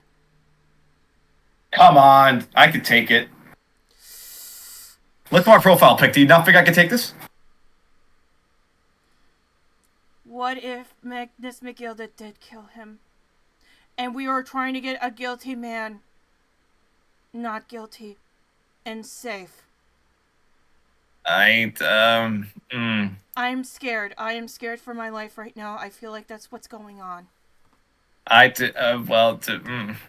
feel like that's what's going on. But there could be a chance that this is all, that maybe I'm wrong. Maybe I'm wrong. But that's just the gut feeling in my stomach right now. Anyways. Did that mean something to me? It does sound strange familiar, actually. There's Fairplay, the witness testifying at this very moment. Oh, yes, of course, the banker. Why is his name in here? Ah, he borrowed 20 Guinness, didn't he? And look, the repayment date is fast approaching. It's possible that this is just a coincidence, of course, but this could be very useful information. The details of the debtor's ledger have been updated in the court record. That's it. All right. Can we look at the... Okay, I got... Well, you know what? Like 20 minutes. Do you want to drag it a little bit forward to at least 7 o'clock? Because I feel like there's still a lot we need to do. Besides, we have a tutorial. We should at least get the tutorial done this day, shouldn't we? Yeah, sounds good. Yeah, sounds good. 30 minutes more. 30 minutes more. That's it. That's fine. All right. Ah, yes, 20 Guinness. The victim owed a considerable sum. And the accused made quite certain he had ample Recompense. Thank you. Oh, she looks sad. Well, it would seem like I've had the wool pulled over my eyes!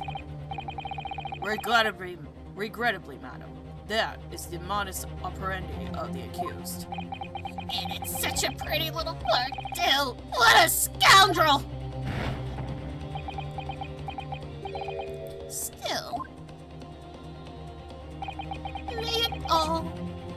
maybe it's all for the best.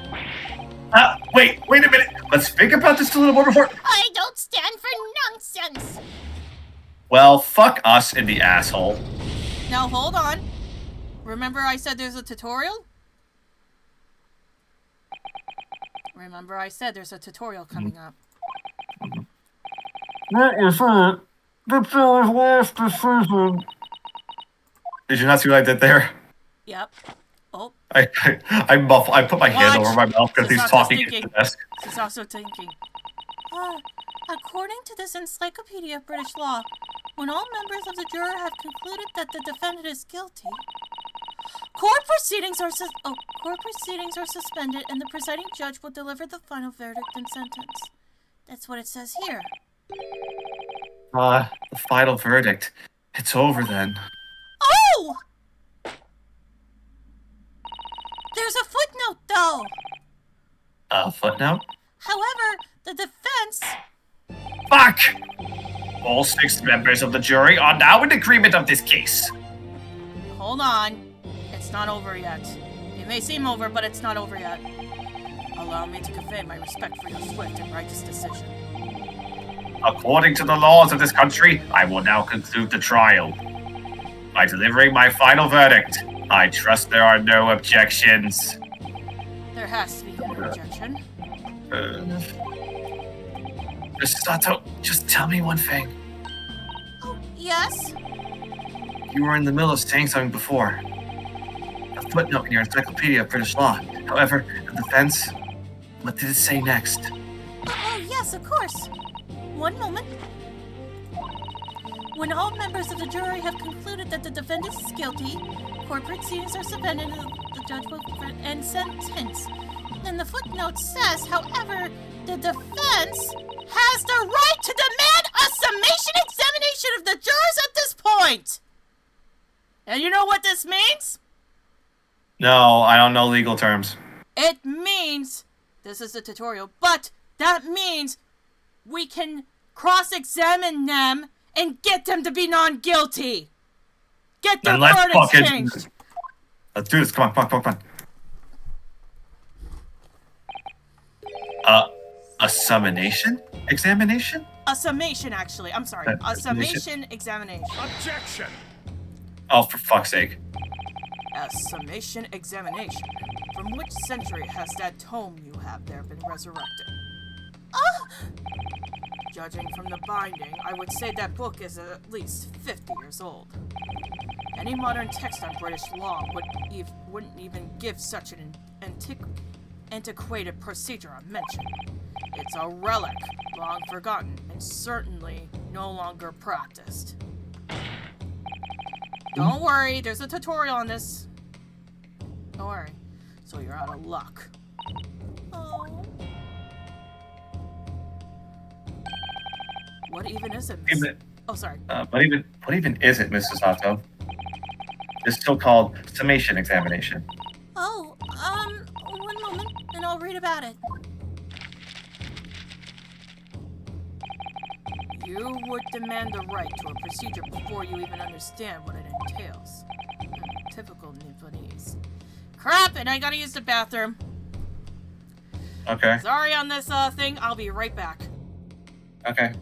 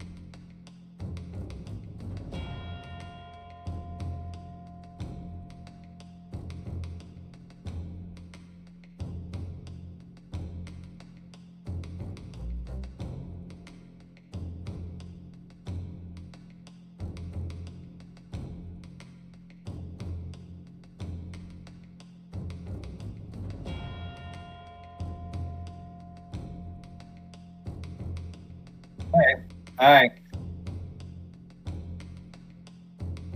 Sorry about that, folks. Oh dear. Demoni, you there? Yeah, here. Oh, okay, good. Just making sure. Look at my phone. Typical Japanese. Alright, Mr. Naruto, I think I understand. It seems that under this procedure, we would be able to appeal to the members of the jury. Meaning, we can cross-examine the jury. Okay. And switch their decisions to be not guilty. Okay. If we figure out it's like, so the tutorial from what I've seen is similar to testifying against, or I'm sorry, a cross-examination against a witness. It's similar, but as far as I know, you can make two sentences comply with each other and make them realize, oh shit, what are we doing? So, Okay. That's what's going to be happening here, as far as I remember. Okay. Do what exactly? Appeal to them to change their leading and reverse their decisions. There you go. As it says here, that if successful, the proceedings of the trial must be resumed. And reverse their decisions. Yes. In times gone by, barristers would use a summation examination to influence the jury's decision. But that procedure became something of a formality with no practical benefit, really. So it rather fell out of use. I wonder why. Because it was devoid of purpose. Changing just one member of the jury's mind would be hard enough, let alone several. No self-respecting defense barrister would even assert his right to try in this day and age. Still, I don't see any mention of the procedure actually being formally revoked. What are you suggesting? I'm suggesting that although it may be antiquated and largely forgotten, it isn't yet extinct. What do you think, Mr. Naruto? Come on, man. You got this. Basic examination. Our last possible option to assert our right to carry it out or admit defeat. Let's forget it. No, I'm joking. No. I'm joking. Let's assert our right. If you misclicked right there. No, we're asserting our right. The defense wishes to assert its right to a summation examination, my lord. Objection! Yeah, at Fuck least. off. Well, here's the thing. At least to think about what the jury says about it. Because remember, the jury is the jury, and we should respect what they say about the court case. As for appealing, that's another different story, but I feel like we need to do it.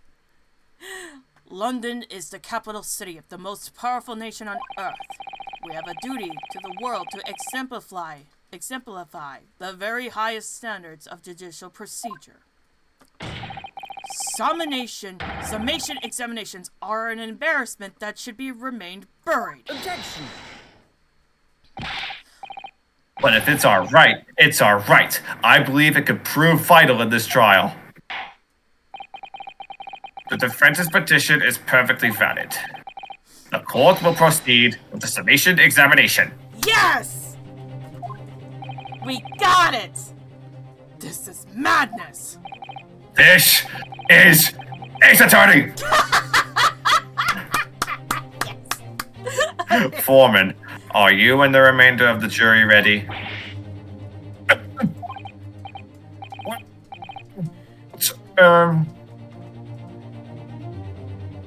Oh, I didn't realize you were running your What? Sorry. There was no mention of this letter I received, you see, so all members of the jury will be asked to explain on what grounds they have reached their decision. On what grounds? You must all justify your decisions and explain why you believe the defendant to be guilty. Well, my lord, you're rather putting us on the spot. This is most irregular. No mention was made of this before. Don't really hold with all this justifying luck.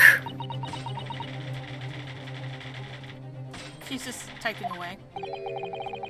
That seems to have thrown the jurors off. It seems none of them have experienced this before. All right then. The summation examination. defense procedure no practicing lawyer has attempted for years, is it? Well, just maybe. It might be the opportunity we've been looking for to turn this trial around. Let's do it. So be it then, ladies and gentlemen of the jury. The court hereby calls upon you So, 17 minutes, we gotta do this. to state the grounds on which you find the defendant, Magnus McGilded, guilty of this most serious crime. Damn it! Jax shoots the typewriter, you're welcome. Yes, thanks. We gotta throw the typewriter out the fucking window. Alright, here we go. Judicial findings. Let's do this Jurors' shit. contentions, here we go. There was no one else inside the carriage at the time, so it has to have been him. Hold on. There was no one else, unless, oh wait, he's probably talking about just him and the criminal. I trust the driver. He has an excellent memory, it seems. 4 passengers with fares totaling 20 pence. He stuck the chap next to him just like this. Brazen, I must say. Absolutely brazen. I simply have typed and calculated all the statements made thus far and drawn the logical conclusion. You can trust the guilt. Bare fares is on water. We haven't raised prices above 4 pence for years. The scoundrel stabbing that poor man on the floor. It beggars belief. Okay. Wait a minute. I think I found something. Yeah. The guy with the knife, Mm-hmm. he stabbed him like this. What hand was he using? Was he using his right or his left? Why don't we take a look at it when we... I didn't read. Oh, shit. I'm sorry. Read your line. I'm starting to wish I hadn't pushed for this now. I'd say we should look through everybody's reactions and see what it is. I think it was his right hand, but we'll have to take a look. Some of the jurors don't seem to have wonderfully formed arguments, though, do they? Well, let's see what we can do. We need to get these 6 people to change their minds. I'll have to throw everything I can at them and use some very persuasive language. I'm gonna have to cuss. Mr. Nohodo. According to my book, that's not quite how it works. Oh? I thought I was going to have to thaw their icy minds with some heartwarming rhetoric about the defendant. Unfortunately, once the jurors have decided the defendant is guilty, they're unlikely to heed anything the defense says. But then... They've reached their conclusions by their own reasoning, you see. Your pleas will sound like excuses. In fact, it could recoil on you. The more you try to persuade them, the more entrenched they may become. Then what am I supposed to do? We have a tutorial for that. Oh dear, I'm just citing on what I've read about British law, Mr. Naruto. Alright, I'm sorry. Do you have any idea how to make this work then? Well, from what I can understand, the key to this procedure is using the jurors' own words to make your arguments. What do you mean? well, the 6 members of the jury are randomly selected. He's left-handed. He's throwing the knife with his left hand. Okay. Jury are randomly selected members of the public. They may appear to present a united front, but the truth is, they are complete strangers who just happen to find themselves here in the courtroom together. And that's the way to break them down, you mean? Oh, I get it. 2 sentences won't mean the same thing, and that will persuade everybody to talk about their reasoning and reprimand it. And I get it. Yes, exactly. All right then. We must listen very carefully to what each of the member of the jury says, and see if we can identify any contradictory statements. If we can, then we can contrast the statements and pit the corresponding jurors against each other. It's time for a rumble. Courtroom war, baby. I see. So it's contradictions in what 2 or more jurors say that we're looking for. What did you read the jurors? What? What did you say before you read your line? I said courtroom war. Courtroom war. I love that. They start fighting each other. One of them just picks up a fucking Uzi and just... In a way, then. This is similar to a regular cross-examination. Oh, yes, I suppose you're right. Find contradictions in their statements and pit the jurors against one another to break them down. All right, I might be able to pull this off. No, That's not right. I have to pull this off. That didn't cut out. Congratulations. Can we start proceedings, Council? I would ask that you take the stand for this. I'm expecting a clear and concise rebuttal. You're taking the stand. Yes, my lord. You are. You're controlling it. I'm just voicing him. We're taking the stand. Jury examination. Let's do this shit. The defense rebuttal. Alright, so this is the same thing. Alright, alright. Don't pit yet. Well, press. We can press on everybody, yeah. Hold it! Certainly, the testimonies we've heard suggest the victim and Mr. McGilton were alone inside the carriage. Precisely my point. But, could there be some other explanation? Something we haven't considered yet? Such as? Oh, I get it For why the we're love doing of this. God, my this guy. I get it. I get why we're doing this. Because, let's say if McGilded was really guilty, apart from my theory, we're technically proving lies to be truths, really. Okay. That's what we're doing with the jury. Oh, well, perhaps that's something we could, all work out together now. I fucked up. Now listen here. Maybe you don't know how things work around here because you're from foreign climes. But we're here to form our opinions as individuals, and I have. Oh dear, he doesn't appear to be in the mood to consider an alternative point of view, does he? No, I'm going to have to pit the jurors against one another, like Susato-san said. Okay? Finding contradictions in these 6 people's assertions is the only way I'm going to succeed. Alright, yeah, that was not a penalty.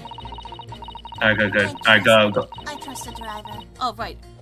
Yeah, the next memory. It seems. Excellent memory, he said. He said the victim was lying down. Bullshit. Wait. But his ability to recall is taking. No. Beppo said he was lying down. But he was sitting up. The victim was sitting up. But does this ability to recall his takings that night really tell how trustworthy this man is? I wonder if we pit number 3 and number 6. I'm thinking. But anyways. Oh, did you read your line, by the way? Yeah, I did. Okay. I manage all his lordship's cash affairs, so I'm very particular when it comes to accounts. I see. A single penny can mean the difference between life and death after all, can it? The voice you gave her, it sounds like a British Valley girl. That's a saying in your country? My point is, a man who minds his figures is a man you can trust. Those of us in service would swear to that, sir. That bench really need any more polishing? So the good driver says he saw Mr. McGilden in the act. I don't doubt him. The only task left to do today is disposing of the rubbish. Ah, now wait a minute. One of the other jurors mentioned something about money, I think. Oh. Now would be a very good time to listen carefully to the jurors' statements again, Mr. Naruhodo. If you notice an inconsistency in what 2 different jurors are saying... I should expose by pitting them against each other. Yes, let's see if I can do just that. Okay, we could still press everybody. Yeah! That's Okay, right who mentioned hand. money? He's Who doing his mentioned right money? hand. The money. Who mentioned money? I simply typed out all statements made thus far. No, not her. We trust the guild. Fair share is our motto. We have appraised prices above 4 pence in years. Didn't someone say about 20 pence? Hold on. Shit. Hold on. Back to back.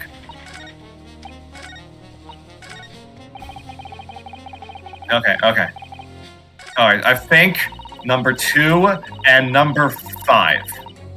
That's who we should pit against each other, hold on. but let's keep pressing just in case. Hold on. 4 passengers. Yes. Okay, wait. How many passengers were in there? McGilden, 4. Mr. Mason, and those 2. Yes. You're onto something. I am? Yes, because if we do the math, 20 divided by 4 is what? 5. And what did number 5 say? Go back to him real quick. Just a guild fair show so far. We haven't raised prices for poor pets for years. You mustache wearing. You know what? Let's do it. You know what? gonna shoot? Hold on. Oh, save. Don't shoot before you save.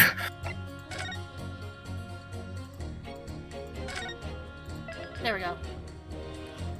Just in case we fuck up. Okay, let's try this again. We might be a little over 7 o'clock, but we're just doing the tutorial part and get that at least for the first part. 6:53. It's 6:53. Yeah, that's fine. So we pit her and we pit them. Let's do it. Objection. Yes, it worked. Those two statements are clearly contradict each other. They do. Explain yourself, counsel. Me? Oh dear, what have I said? I swear on Silverblaze's maiden name, I haven't the faintest idea what you're talking about. According to the group testimony we've heard so far, there were 4 passengers on the omnibus of the night in question. And according to the coachman, Mr. Beppo, he took 20 pence in fares. Quite right. I have those precise details typed neatly here in front of me. And juror number 5 also told us the following. The fare for the omnibus is always 4 pence. That is a fair and convenient price, just the way London's carriages should be operated. But that doesn't add up at all. In fact, it leaves a glaring discrepancy in the facts. Boy, man, boy! 4 passengers paying 4 pence each. If you do the multiplication, It would be 16 pence. exactly. As I said, it doesn't add up. The figures are different. By 4 pence, in fact, or precisely one person's fare. One person's fare? Yes, in other words, on the omnibus that night, it's distinctly possible that there was another passenger we've heard nothing about. Good gracious! This can't be right. The coachmen of the guild are good, honest men, one and all. Trustworthiness is our watchword. Ah, God, my throat. Because your coachman claims most certainly do not. Your watchword, good sir, is a fallacy. I beg your pardon? Mr. Guildmaster, I think you ought to consider that if this trial were to end now, the news will surely spread all over London. The news that one of your coachmen tried to hide the fact he lets nefarious characters ride his omnibus. Alright then, how do I make this so dismissible trial just end, Well, according to my book here, you simply launch a ball of fire onto the innocent side of the set of scales.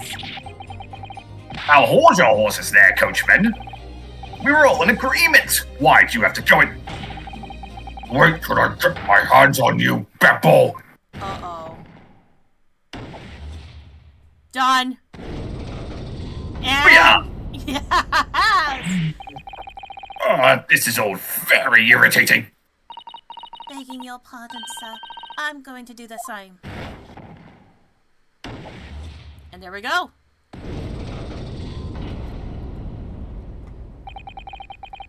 For the love of Mike, not you as well. A penny can be the difference between a smile and a tear, after all. I certainly can't put my trust in someone who doesn't follow my exacting standards in financial matters. Oh, really? I, for one, think it's only proper that we hear from the witnesses again. Oh, well done, Mr. Naruhodo! You did it! If we can manage to change 2 more jurors' minds, we can force the trial to continue! 2 more. Actually, there is something else that's bothering me about a couple of their assertions. Then that's where you must strike next! So I need to pit 2 more jurors against each other and show there's another contradiction in their assertions. Exactly! You can do it! Alright.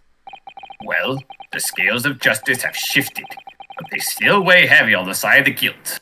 What do you think? One more round and then end it off? Let's do it. All right. Come this far. All right.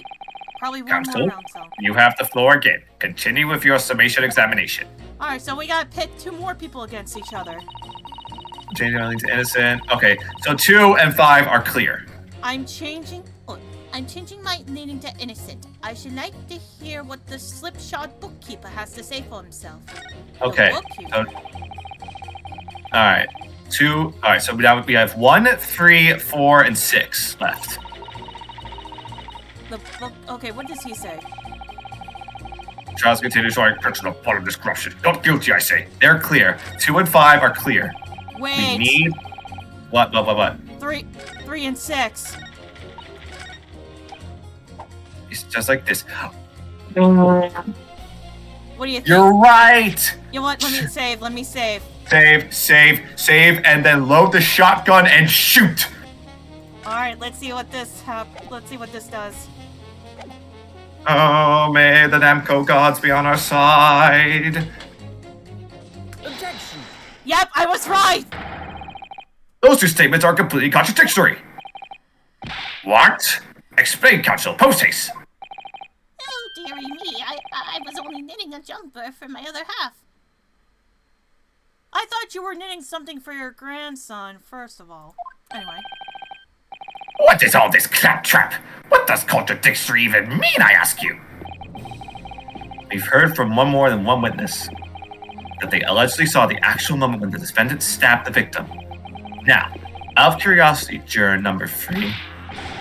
What? Can't you not see that I'm busy here? He's trying to get his knife out of the desk. I may have fucked up with my night frame routine. How would you say the defendant stabbed the victim? What sort of motion was it? Ha! Want to test me, do you? It was like this. Stuck the fiddle next to him without even getting up, just like the prim banker said. Yeah? Not yet. We're going one more thing, and then I'll bring you right up. All right? Oh, what? That was just my dad. Oh, okay. Yep. This Yes, will be the last one. That was Mr. Fairplay's testimony. Quite true. Now then, juror number 6. Oh, is that me, is it? Oh, what can I do for you? Oh, what can I do you for, young man? How would you say the defendant stabbed the victim, madam? Oh, well, dear, as far as I discern it was like this. He stabbed the poor man after he'd collapsed on the floor. The coachman said so. Now don't move! Take a look at these 2 jurors. He stuck the fellow right next to him without even getting up. Mm-hmm. And he stabbed the poor man after he collapsed on the floor. Well, I never. They're stabbing in totally different directions. What? Bless my stitches. What a muddle. What this tells us is that there's a strong possibility one of the witnesses isn't telling the truth. Oh. But why? Why the dickens would they lie? I don't know that yet, but what I do know is that if the trial ends on this point, we may never find out. We may never know the real truth. Ladies and gentlemen of the jury, can you really let that happen in all good conscience? Lies, you say? Oh, dearie, dearie me. Yes! I can't abide people telling lies. That's another. Now we're in Really the keep it middle. up. The scales. Or don't believe it. We've evened out the score. Oh. Wait! Now hear this, my fellow jurors. I warn you, you cannot listen to this man. Look at him in his black suit. He's clearly some devious Eastern sorcerer using magic on us all. If I could use magic, do you really think I'd be putting myself through all this shit? Answer me this, dark jinx. Huh? Me? What exactly is the problem? What is it that the 2 witnesses have slightly different recollections of events? What of it? Let's say the Shylock did stab the victim he was sat next to him on the omnibus. This young dandy saw him do it. And now let's say the victim collapsed on the floor, and then the Shylock stabbed him again. And this old lady saw him do it. Well, what's to say it didn't happen like that? Who are you calling a dandy star? Why, I should take this knife to you. Who are you calling old? Why, I should take this needle to you. They're ready to kill each other now. Maybe that's for the better. Could the foreman of the jury be right? The two witnesses see two different moments of the same crime?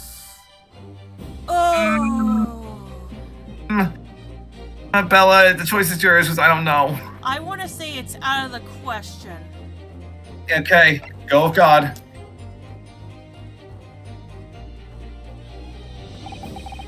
Unfortunately, Mr. Foreman. What is it, Rock Jinx? Come on out. Come on, out of it. What you're suggesting is impossible. It's out of the question. What are you talking about, man? Could you possibly say that? You realize that I'm only doing my job. As foreman of the jury, I have a responsibility to steer everyone in the right direction. So where's your evidence, man? That's what we want to see. I say the two witnesses saw two different moments of the same crime. If you say that's out of the question, show me some proof. I feel like it's the photo. Looks like the only way I'm going to convince him is to present him with something he can't dismiss. Yeah, the photo. Photo. Some irrefutable hard evidence. As you wish. What? I'll give you the proof. It's out of the question that the two witnesses saw two different moments of the same crime.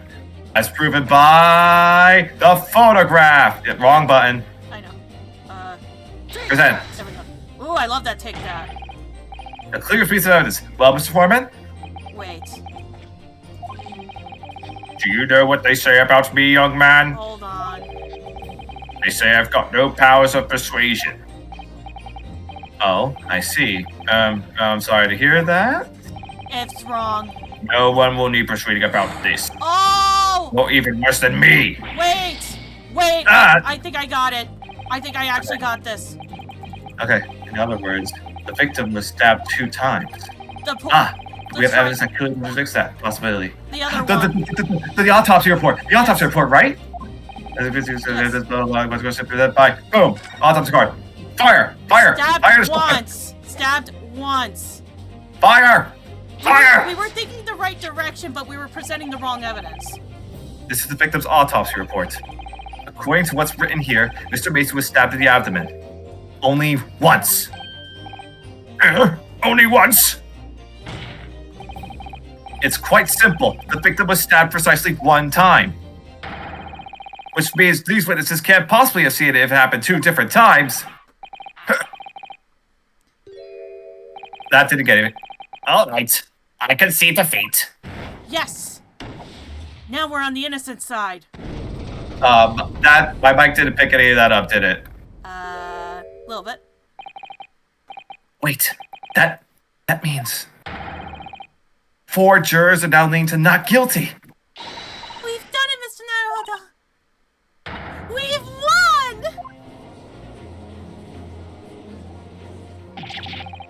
What are you playing at, you dandy fool?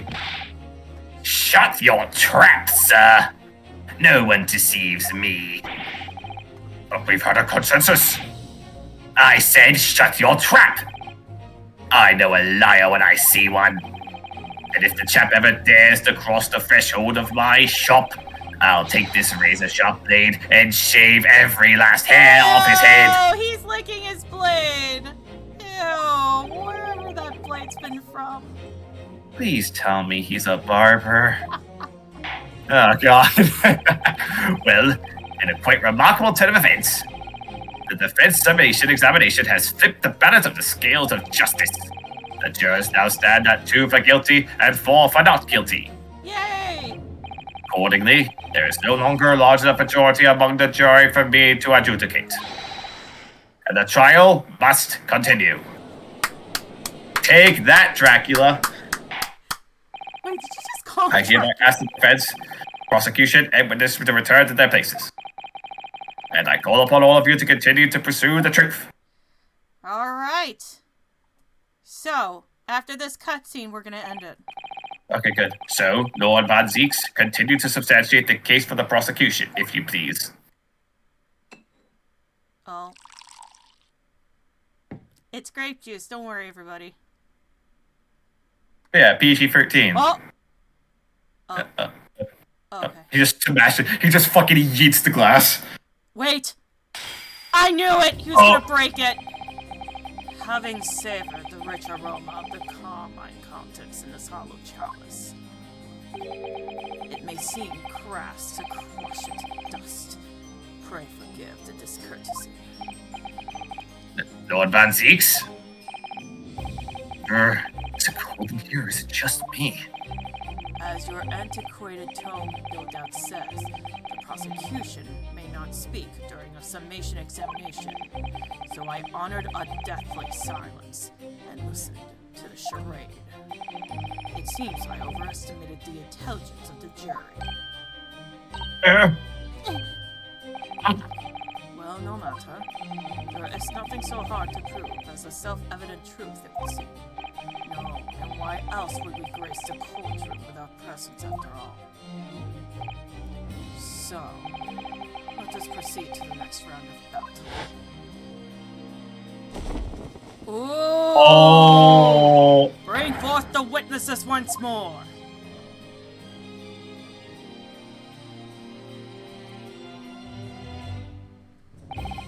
Witnesses, I trust you heard the summation examination we just had to endure. Yes, sir, it did, sir. Of course I heard it. Oh yes, sir, I heard it. You, sir, on the end. The coachman. I believe it's Beppo. Yes, sir. My lord, sir. If it transpires that your previous testimony, you were attempting to veil the presence of a fifth passenger on your omnibus, you will be found guilty of perjury. You are advised to bear that in mind, sir. Oh, mio Dio. Oh, he's Italian! Now then, witnesses, I hereby call for you to testify before the court again. Fuck, he's Italian! Alright, let's just... Do you want to listen to the testimony, or just wait until next time? Yeah, I think we should wait until next time. I'm starving. Yeah, we should get that. Alright, everybody, that is the end of Court Chaos and Disorder Day 4. Day 5 will definitely be next week. Hopefully after the Halloween season, now that we had a Halloween trial, I guess, if you want to call it a Halloween trial, whatever. I'm pretty sure one of them was a vampire, so yeah, it counts. No, Von Zeeks is a vampire. God damn it. Alright, well, thank you guys so much for joining, and we will be back on another day of Chaos and Disorder Day as we figure out what is going to be happening in court. And how are we going to figure out Magnus McGilded's innocence? So, Adios, everybody. yes, Have we a will good see safe you. Halloween. Oh, yes. Have a safe... Oh, Druid Noodles. Who's Druid Noodles? You know what? I'm curious. Who's Druid Noodles? Let's see. You know what? I'm going to go search them up. Druid... If you hear the thing, I apologize. Druid Noodles. Oh, Druid Noodles. Oh, it looks like they're... Oh, wait a minute, wait, are they streaming, or... Oh, no, they're not... Oh, they're live. They are live. I see what they're doing. Okay. You know what? Why don't we go raid tonight? Okay, you do that. Noodles.